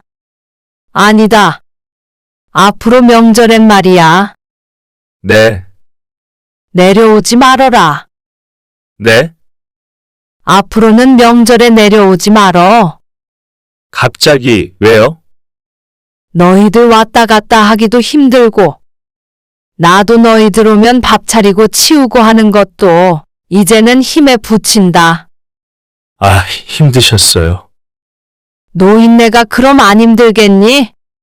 그렇다고 아예 오지 말라고 그러세요. 그냥 밥은 사 먹어도 되고. 아니야. 차 막혀서 도로에 7시간, 8시간 있어야 하는 거 뭐하러 오냐? 나도 내 할 일 하고 너희도 여행을 가던지 아니면 처가에 가던지 해. 아니, 갑자기 그러시니까. 아님 가끔 내가 올라가던지 할게. 너희 안 바쁠 때 한 번 와도 좋고. 그게 아니면 가끔 전화나 한 통씩 해라. 그래도 명절인데. 명절이 뭐 별거냐? 오늘 이야기 속 주인공은 70세 김덕선 씨입니다. 그리고 그녀의 자식들에 관한 이야기입니다. 김 씨의 집은 명절에도 조용합니다. 남편이 세상을 떠나고 자식들마저 찾아오지 않기에 명절이라도 평소와 다를 바 없는 하루를 보냅니다. 하지만 자식들이 천하의 불효자라 그런 것도 아니었고 형제들끼리 다툰 것도 아니었습니다. 김 씨 본인의 선택이었습니다. 김 씨는 명절이 모두를 불행하게 만든다고 생각했습니다. 여러 해 겪어보니 그것이 결코 과장된 생각이 아님을 확신했죠. 자식 며느리는 먼 길 내려와 불편하게 있다 가는 게 싫었고 부모는 그런 자식들 기다리며 청소하고 밥상 준비하고 나중에는 끝내 알아 눕기까지 했습니다. 그리고 그런 문제보다도 심각한 것이 자식 떠난 빈자리를 바라보며 느껴지는 공허함이었습니다. 북적대던 자식들이 돌아가면 세상에 혼자 남겨진 것만 같은 기분이 들었습니다. 매번 명절 때만 되면 그러한 허무함을 느껴야만 했죠. 그렇다면 모두가 괴로운 명절을 왜 꼭 지내야 할까 생각하게 되었습니다. 그런 생각은 김 씨가 젊었을 적 며느리일 때도 늘 해왔었지만 지금처럼 강하게 느낀 적이 없었던 것 같았습니다. 그래서 김 씨는 내내 해오던 고민을 행동으로 옮겼죠. 김 씨는 아들이 둘 있었습니다. 모두 서울에 살고 있고 김 씨는 서울과 3시간쯤 떨어진 지방에서 살고 있었습니다. 자식들의 고향이었죠. 그리고 남편은 자식들이 결혼하고 얼마 안 돼서 세상을 떴습니다. 남편이 떠난 뒤에도 김 씨는 살던 곳에서 계속해서 홀로 살고 있었습니다. 선영이가 너무 힘들어해요. 회사에 있는데 자꾸 어린이집에서 전화가 오니까. 안사도는 바쁘시대니? 장모님도 일하고 계시니까. 아무래도 시간 빼기가 그렇죠. 아구고 어쩐다니? 그래서 어머니가 올라오시는 게 어떠세요? 애가 좀 클 때까지만이라도요. 너희 집에서 지내라고. 어머니도 혼자서 적적하시잖아요. 남편 떠난 지 얼마 되지 않은 때라 그런 마음도 들었습니다. 그리고 자주 보지 못하는 손주를 생각하면 아들의 제안이 반갑기까지 했습니다. 그래서 얼마 뒤에 집을 싸서 서울로 올라갔습니다. 그리고 손주를 돌봐주었고 그러다가 둘째 아들도 애를 낳는 바람에 1, 2년간 있을 계획이 늘어나 4년 정도를 서울에서 지내게 되었습니다. 그렇게 키워준 손주들이 총 4이었죠. 둘씩 낳아 돌아가면서 봐주느라고 그때 제일 바쁘게 지냈던 것 같습니다. 생활비 조금씩 받으며 자식들을 도와줬는데 보람을 느끼기도 했습니다.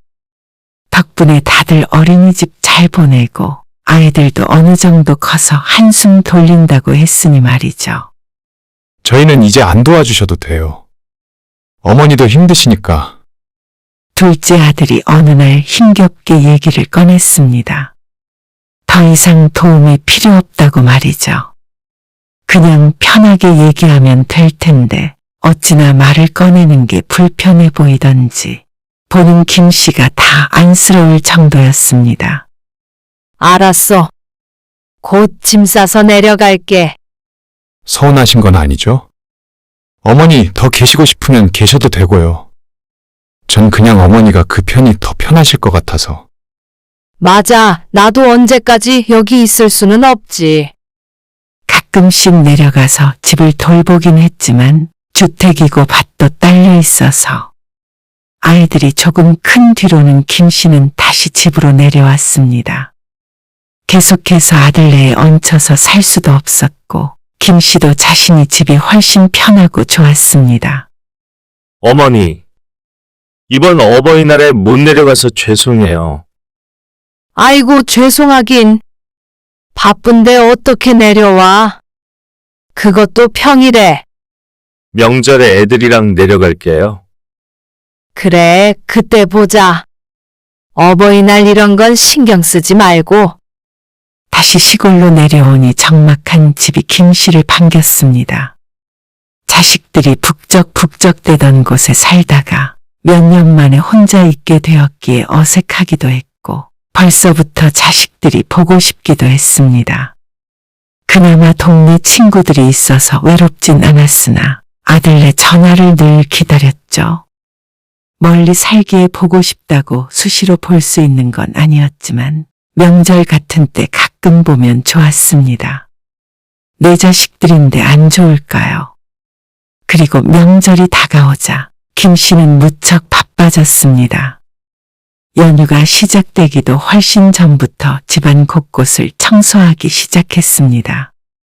오래된 주택이기 때문에 청소를 잘해야 깔끔해 보였습니다.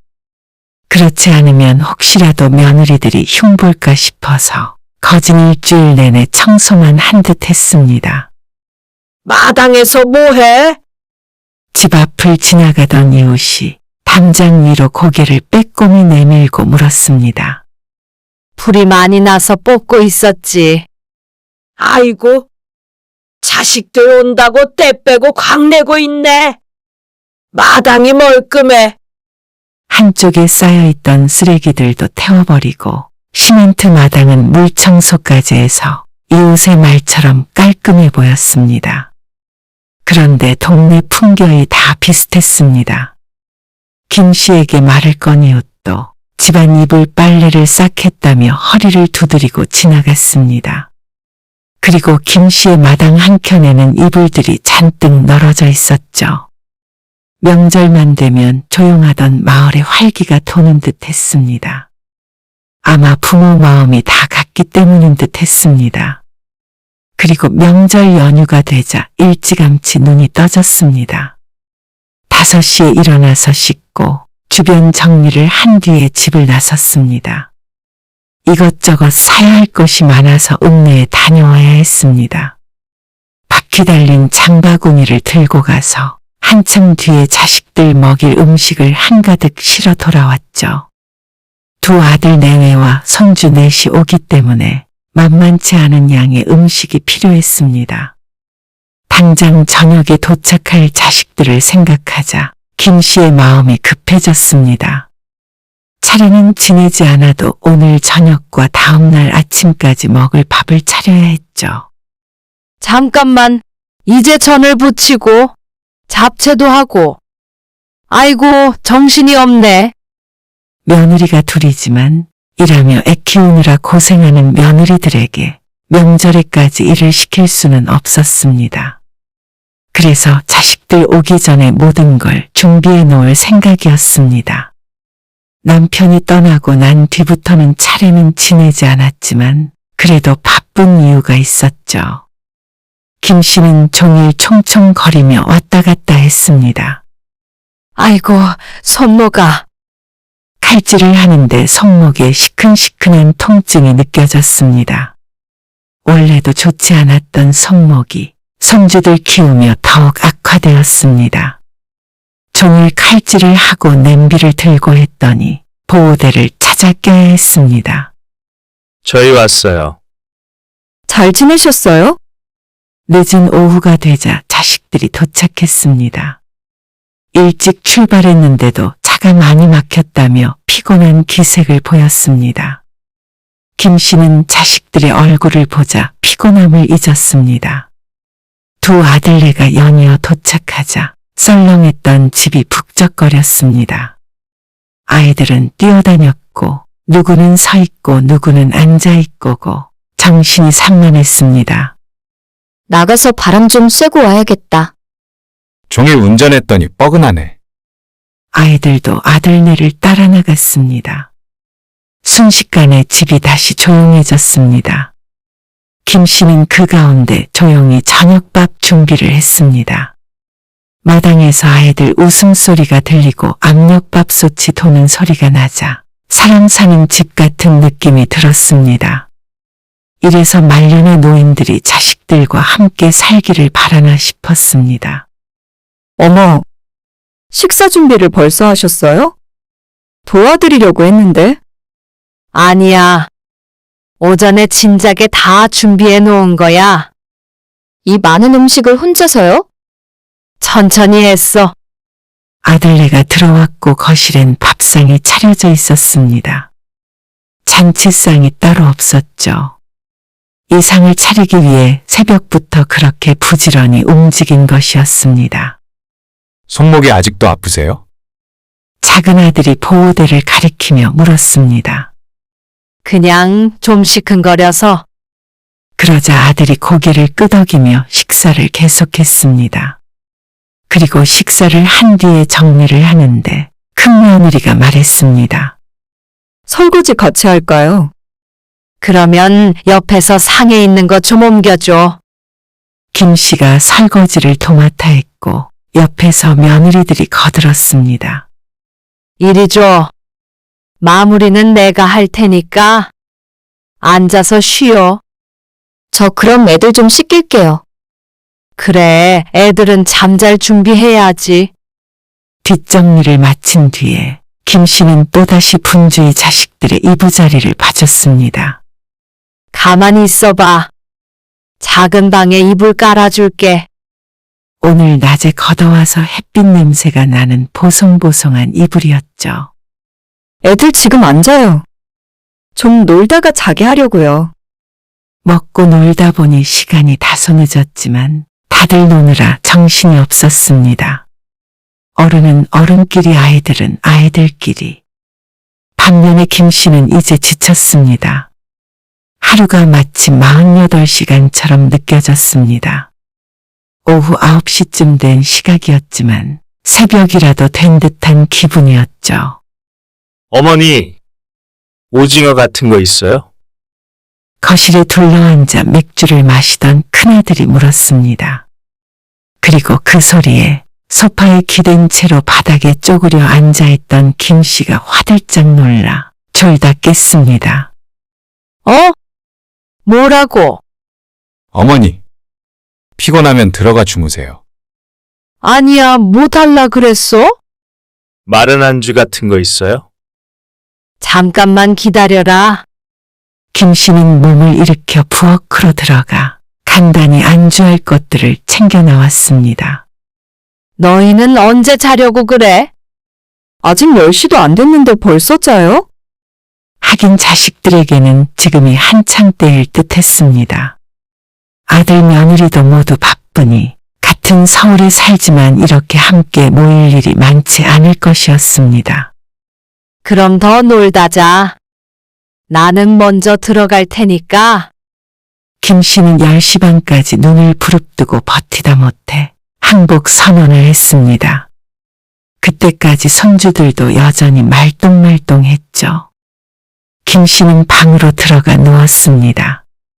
졸던 사람은 어디 갔는지 얼른 잠에 빠지지 않았습니다. 몸은 어서 자라고 아우성인데 정신만은 어쩐지 너무 또렷했습니다. 바깥이 시끄러운 탓도 있는 것 같았습니다. 오래된 주택은 방음이 전혀 되지 않아 귀를 기울이면 거실에 말소리조차 들렸는데 그게 수면을 방해했습니다. 한참을 뒤척거리다 잠에 들려고 했을 때 어쩐지 작은 아들의 목소리가 너무나 명확하게 들렸습니다. 아무튼 명절에 한 번 오면 돈 무지하게 깨지네. 그러니까요. 양가에 용돈 드리고 선물 사고 하면 금방 수십이고 기름값에다가 아휴. 내일 또 차 막히는데 올라갈 생각하면 눈앞이 깜깜해. 맞아. 너는 그래도 서울 가는 길이잖아. 그래서 자기는 우리 집 가기 싫다고. 아니, 그런 말은 아니고. 이렇게 전국적으로 이동하는 명절은 좀 없앴으면 좋겠네. 1년에 2번밖에 안 되는데? 그 2번이 참 피곤하긴 하다. 지긋지긋해. 아들 며느리들의 푸념하는 목소리가 들렸습니다. 자식들이 명절에 내려오는 것이 마냥 좋을 수만은 없었습니다. 이해는 갔지만 서운한 마음은 들었습니다. 손꼽아 기다리길 바라진 않았지만 명절이 지긋지긋하다는 말에는 어쩐지 자식들이 부모인 자신을 지긋지긋해 하는 것 같았습니다. 물론 그런 뜻은 아니겠지만 김 씨의 가슴이 술렁거렸습니다.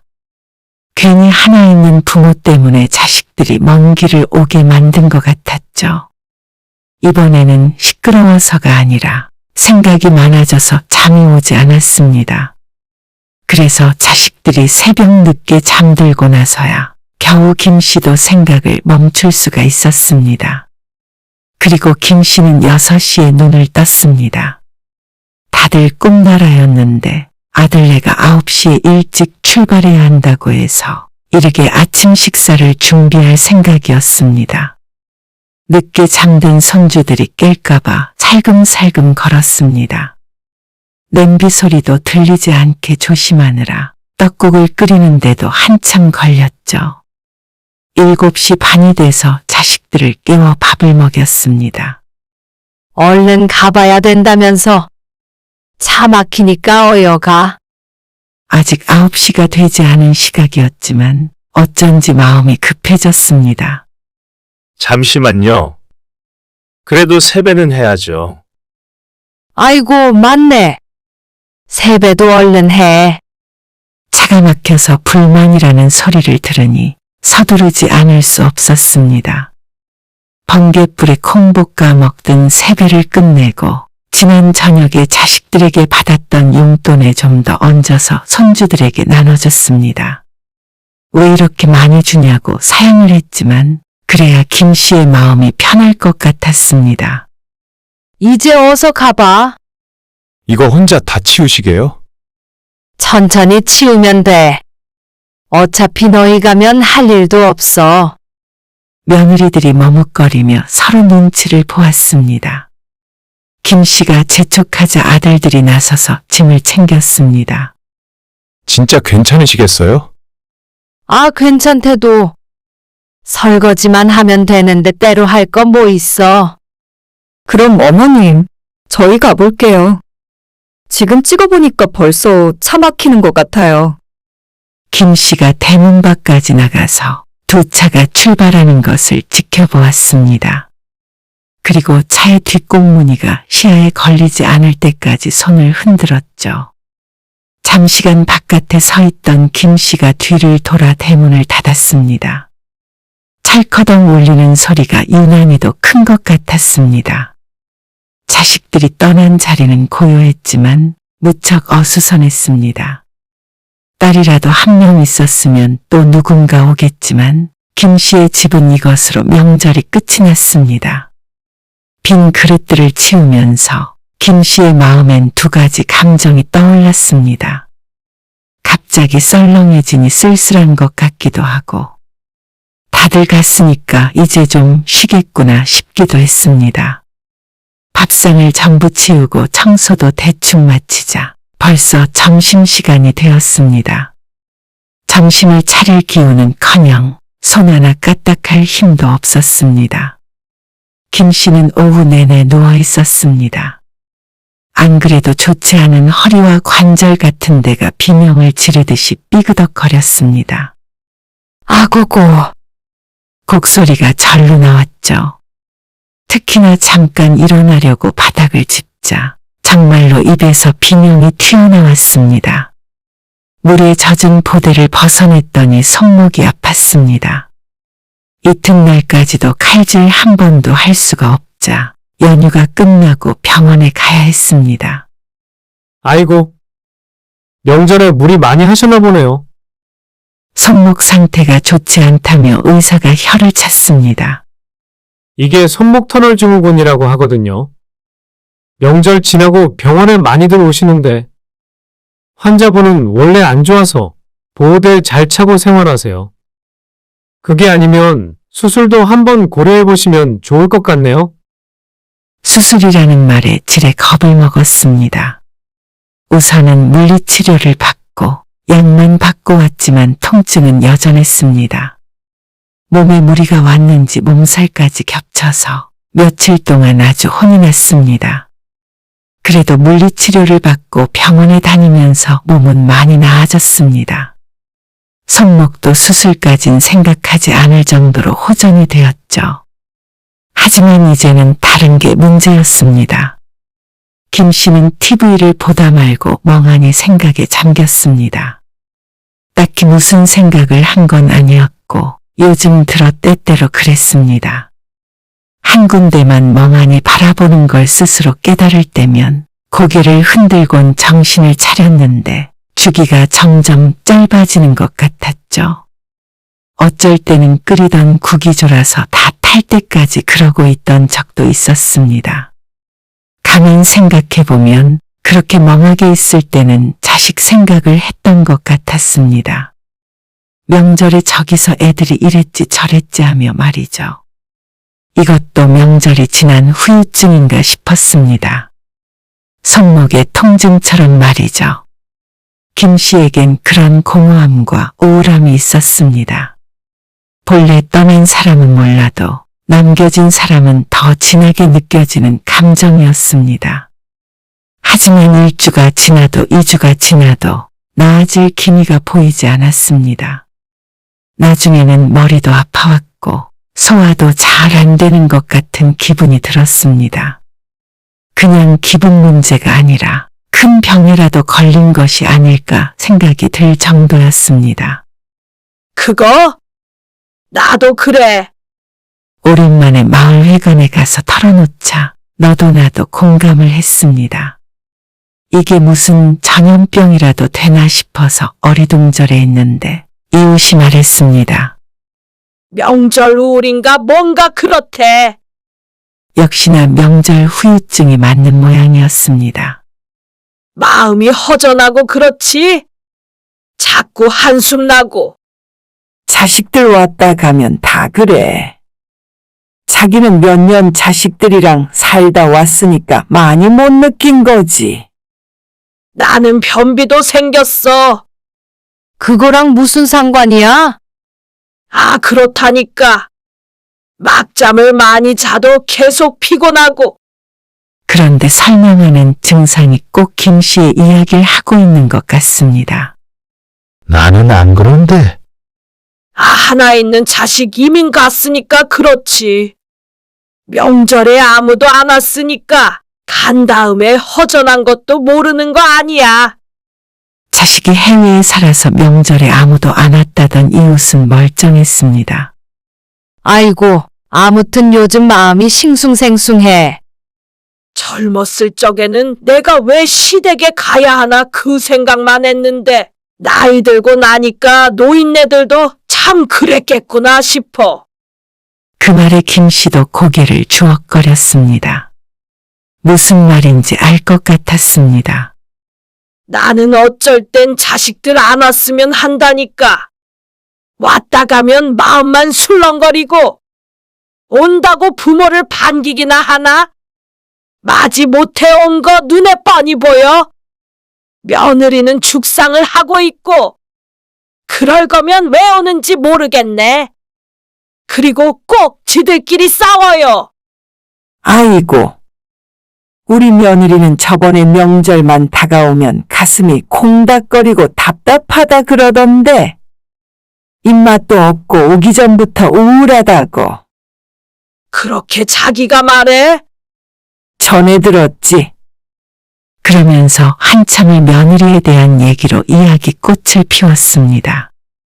그런데 다음 명절이 다가오는데 이웃집 며느리와 같은 증상이 김 씨에게도 나타났습니다. 명절이 되기도 전에 가슴이 답답하고 울적했습니다.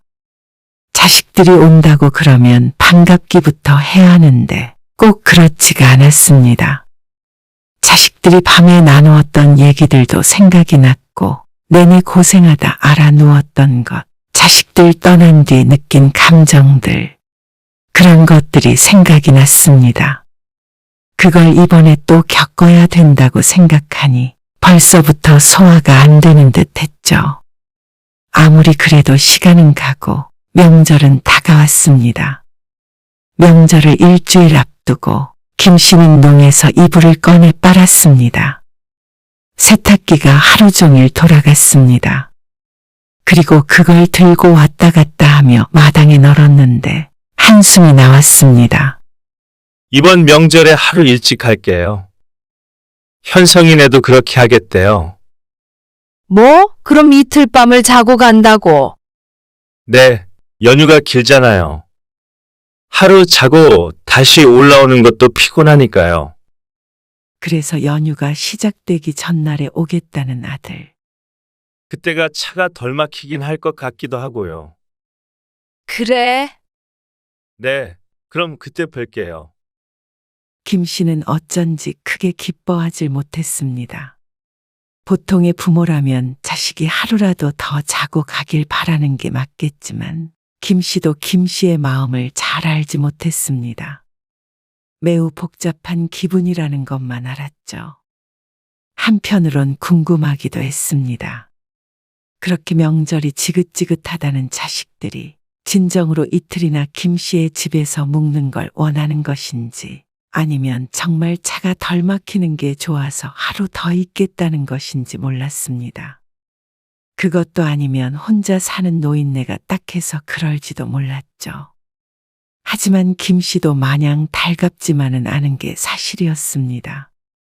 자식들이 장시간 운전을 해서 오고 가는 것은 무척 고되겠지만 그래도 내려와서 차려주는 밥 먹고 편히 쉬다가 떠나버리면 그만이었습니다.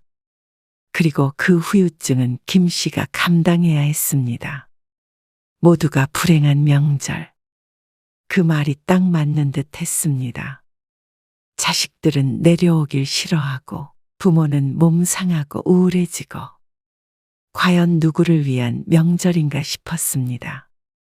물론 김 씨가 일반적이지 않은 생각을 하고 있을 수도 있었습니다. 힘들어도 자식들이 오는 게 좋은 사람이 훨씬 많을 수도 있겠죠. 하지만 김 씨는 아니었습니다. 명절 증후군인지 우울증인지 그런 것을 다시 느끼는 것도 싫었고 자식들이 억지로 찾아오는 것도 싫었습니다. 차라리 명절에 혼자 있는 게 낫겠다 싶기도 했습니다. 아니, 1년에 몇 번 보지도 못하는 자식들. 그럼 아예 안 보고 살려고? 와서 손 하나 까딱 안 하려는 젊은 며느리는 늘 꼴 보기 싫고 명절이 끝나면 김 씨처럼 우울하다는 이웃은 그럼에도 불구하고 자식이 보고 싶다고 했습니다. 하지만 김 씨는 달리 생각했습니다. 오히려 명절이 아닌 때 다 같이 의무적으로 모이는 게 아니라 각자 보고 싶을 때 한 번씩 보는 게 좋을 것 같았습니다. 시끌벅적하게 있다가 쏙 가버리는 것보다는 그게 나았습니다. 그것도 아니라면 1년에 한두 번 김 씨가 서울로 올라가도 되고 말이죠. 나도 차라리 안 왔으면 좋긴 하겠어. 힘들어 죽겠어. 평소엔 전화도 한 통 안 하는 것들이 에휴, 전화나 좀 잘하지. 김 씨의 말에 공감하는 사람도 물론 있었죠. 김 씨는 다음 날 아들에게 다시 전화를 걸었습니다. 이제는 결심이 섰습니다. 이번 명절에 말이야. 아니다. 앞으로 명절엔 말이야. 네, 내려오지 말어라. 네, 아들이 잘못 들었다는 듯이 한 박자 늦게 되물었습니다. 앞으로는 명절에 내려오지 말어. 갑자기 왜요? 아들이 얼이 빠진 것 같았습니다. 너희들 왔다 갔다 하기도 힘들고, 나도 너희들 오면 밥 차리고 치우고 하는 것도 이제는 힘에 부친다. 아, 힘드셨어요? 마치 몰랐다는 듯한 대답이었습니다. 노인네한테는 힘든 일이지. 그렇다고 아예 오지 말라고 그러세요. 그냥 밥은 사 먹어도 되고. 아니야. 차 막혀서 도로에 7시간, 8시간 있어야 하는 거 뭐하러 오냐?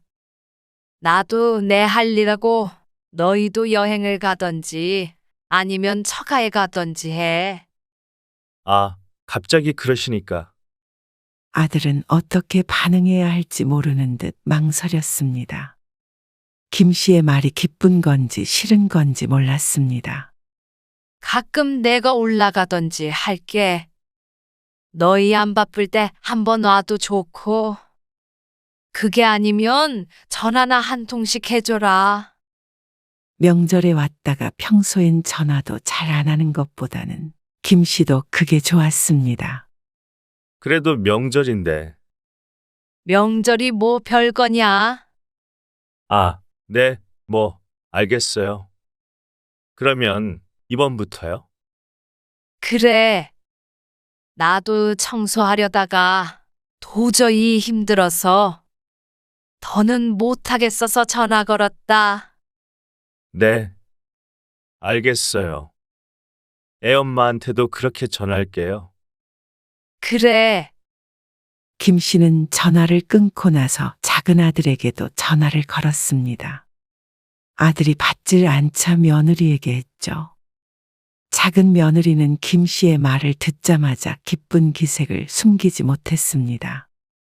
진짜냐고 거듭 물으며 아쉬운 듯 했지만 목소리는 한껏 들뜬 상태였습니다. 어머님 생각이 정 그러시다면 저희는 따를게요. 그리고 전화가 끊어지기 직전에 기분 좋은 목소리로 며느리가 아들의 이름을 부르는 목소리가 들렸습니다. 어쩐지 한숨 같은 웃음이 튀어나왔습니다. 진작에 이랬으면 모두가 행복했나 싶었습니다. 역시나 이번에도 양가적인 감정이 들었습니다. 공허함과 서운함, 후련함 같은 그런 감정들 말이죠. 그리고 스스로 잘했다는 생각도 있었고, 자식은 역시나 명절에 내려오는 걸 좋아하지 않는구나 하는 깨달음도 있었습니다. 아들네는 며칠 뒤 명절에 오지 않았습니다. 작은 아들과 통화를 한 바에 의하면 급하게 놀러 갈 때를 찾고 있느라 정신이 없다고 했죠. 김 씨는 명절에 편하게 누워 요즘 새로 시작한 드라마를 내리 5편을 보았습니다. 그러다 밥때가 되면 밥을 먹고 말이죠. 그러다 문득 쓸쓸한 마음이 들어 마을회관에 가자 5-6명이 모여 있었습니다. 다들 자식이 이번 명절에 오지 않았다고 했죠. 명절이면 모두가 다 자식들을 만나는 줄 알았지만 그렇지 않은 사람들이 많았습니다. 일로 와서 화투 한 판 해. 자식들 없이도 참 재미나게도 논다 싶었습니다. 출출한데 뭐 좀 먹고 지지. 그러면서 몇몇이서 집에 들러 전이며 잡채며 명절 음식들을 가지고 왔습니다. 그래도 명절인데 분위기 좀 내려고 집사람이 했는데 같이 드쇼. 그리고 한바탕 웃고 떠드니 벌써 해가 져 있었습니다. 명절이 이렇게 쉽게 지나가는가 보다 생각했습니다. 손목이 아플 일도, 지쳐서 소파에 기대 졸고 있을 일도, 우울할 일도 없었습니다.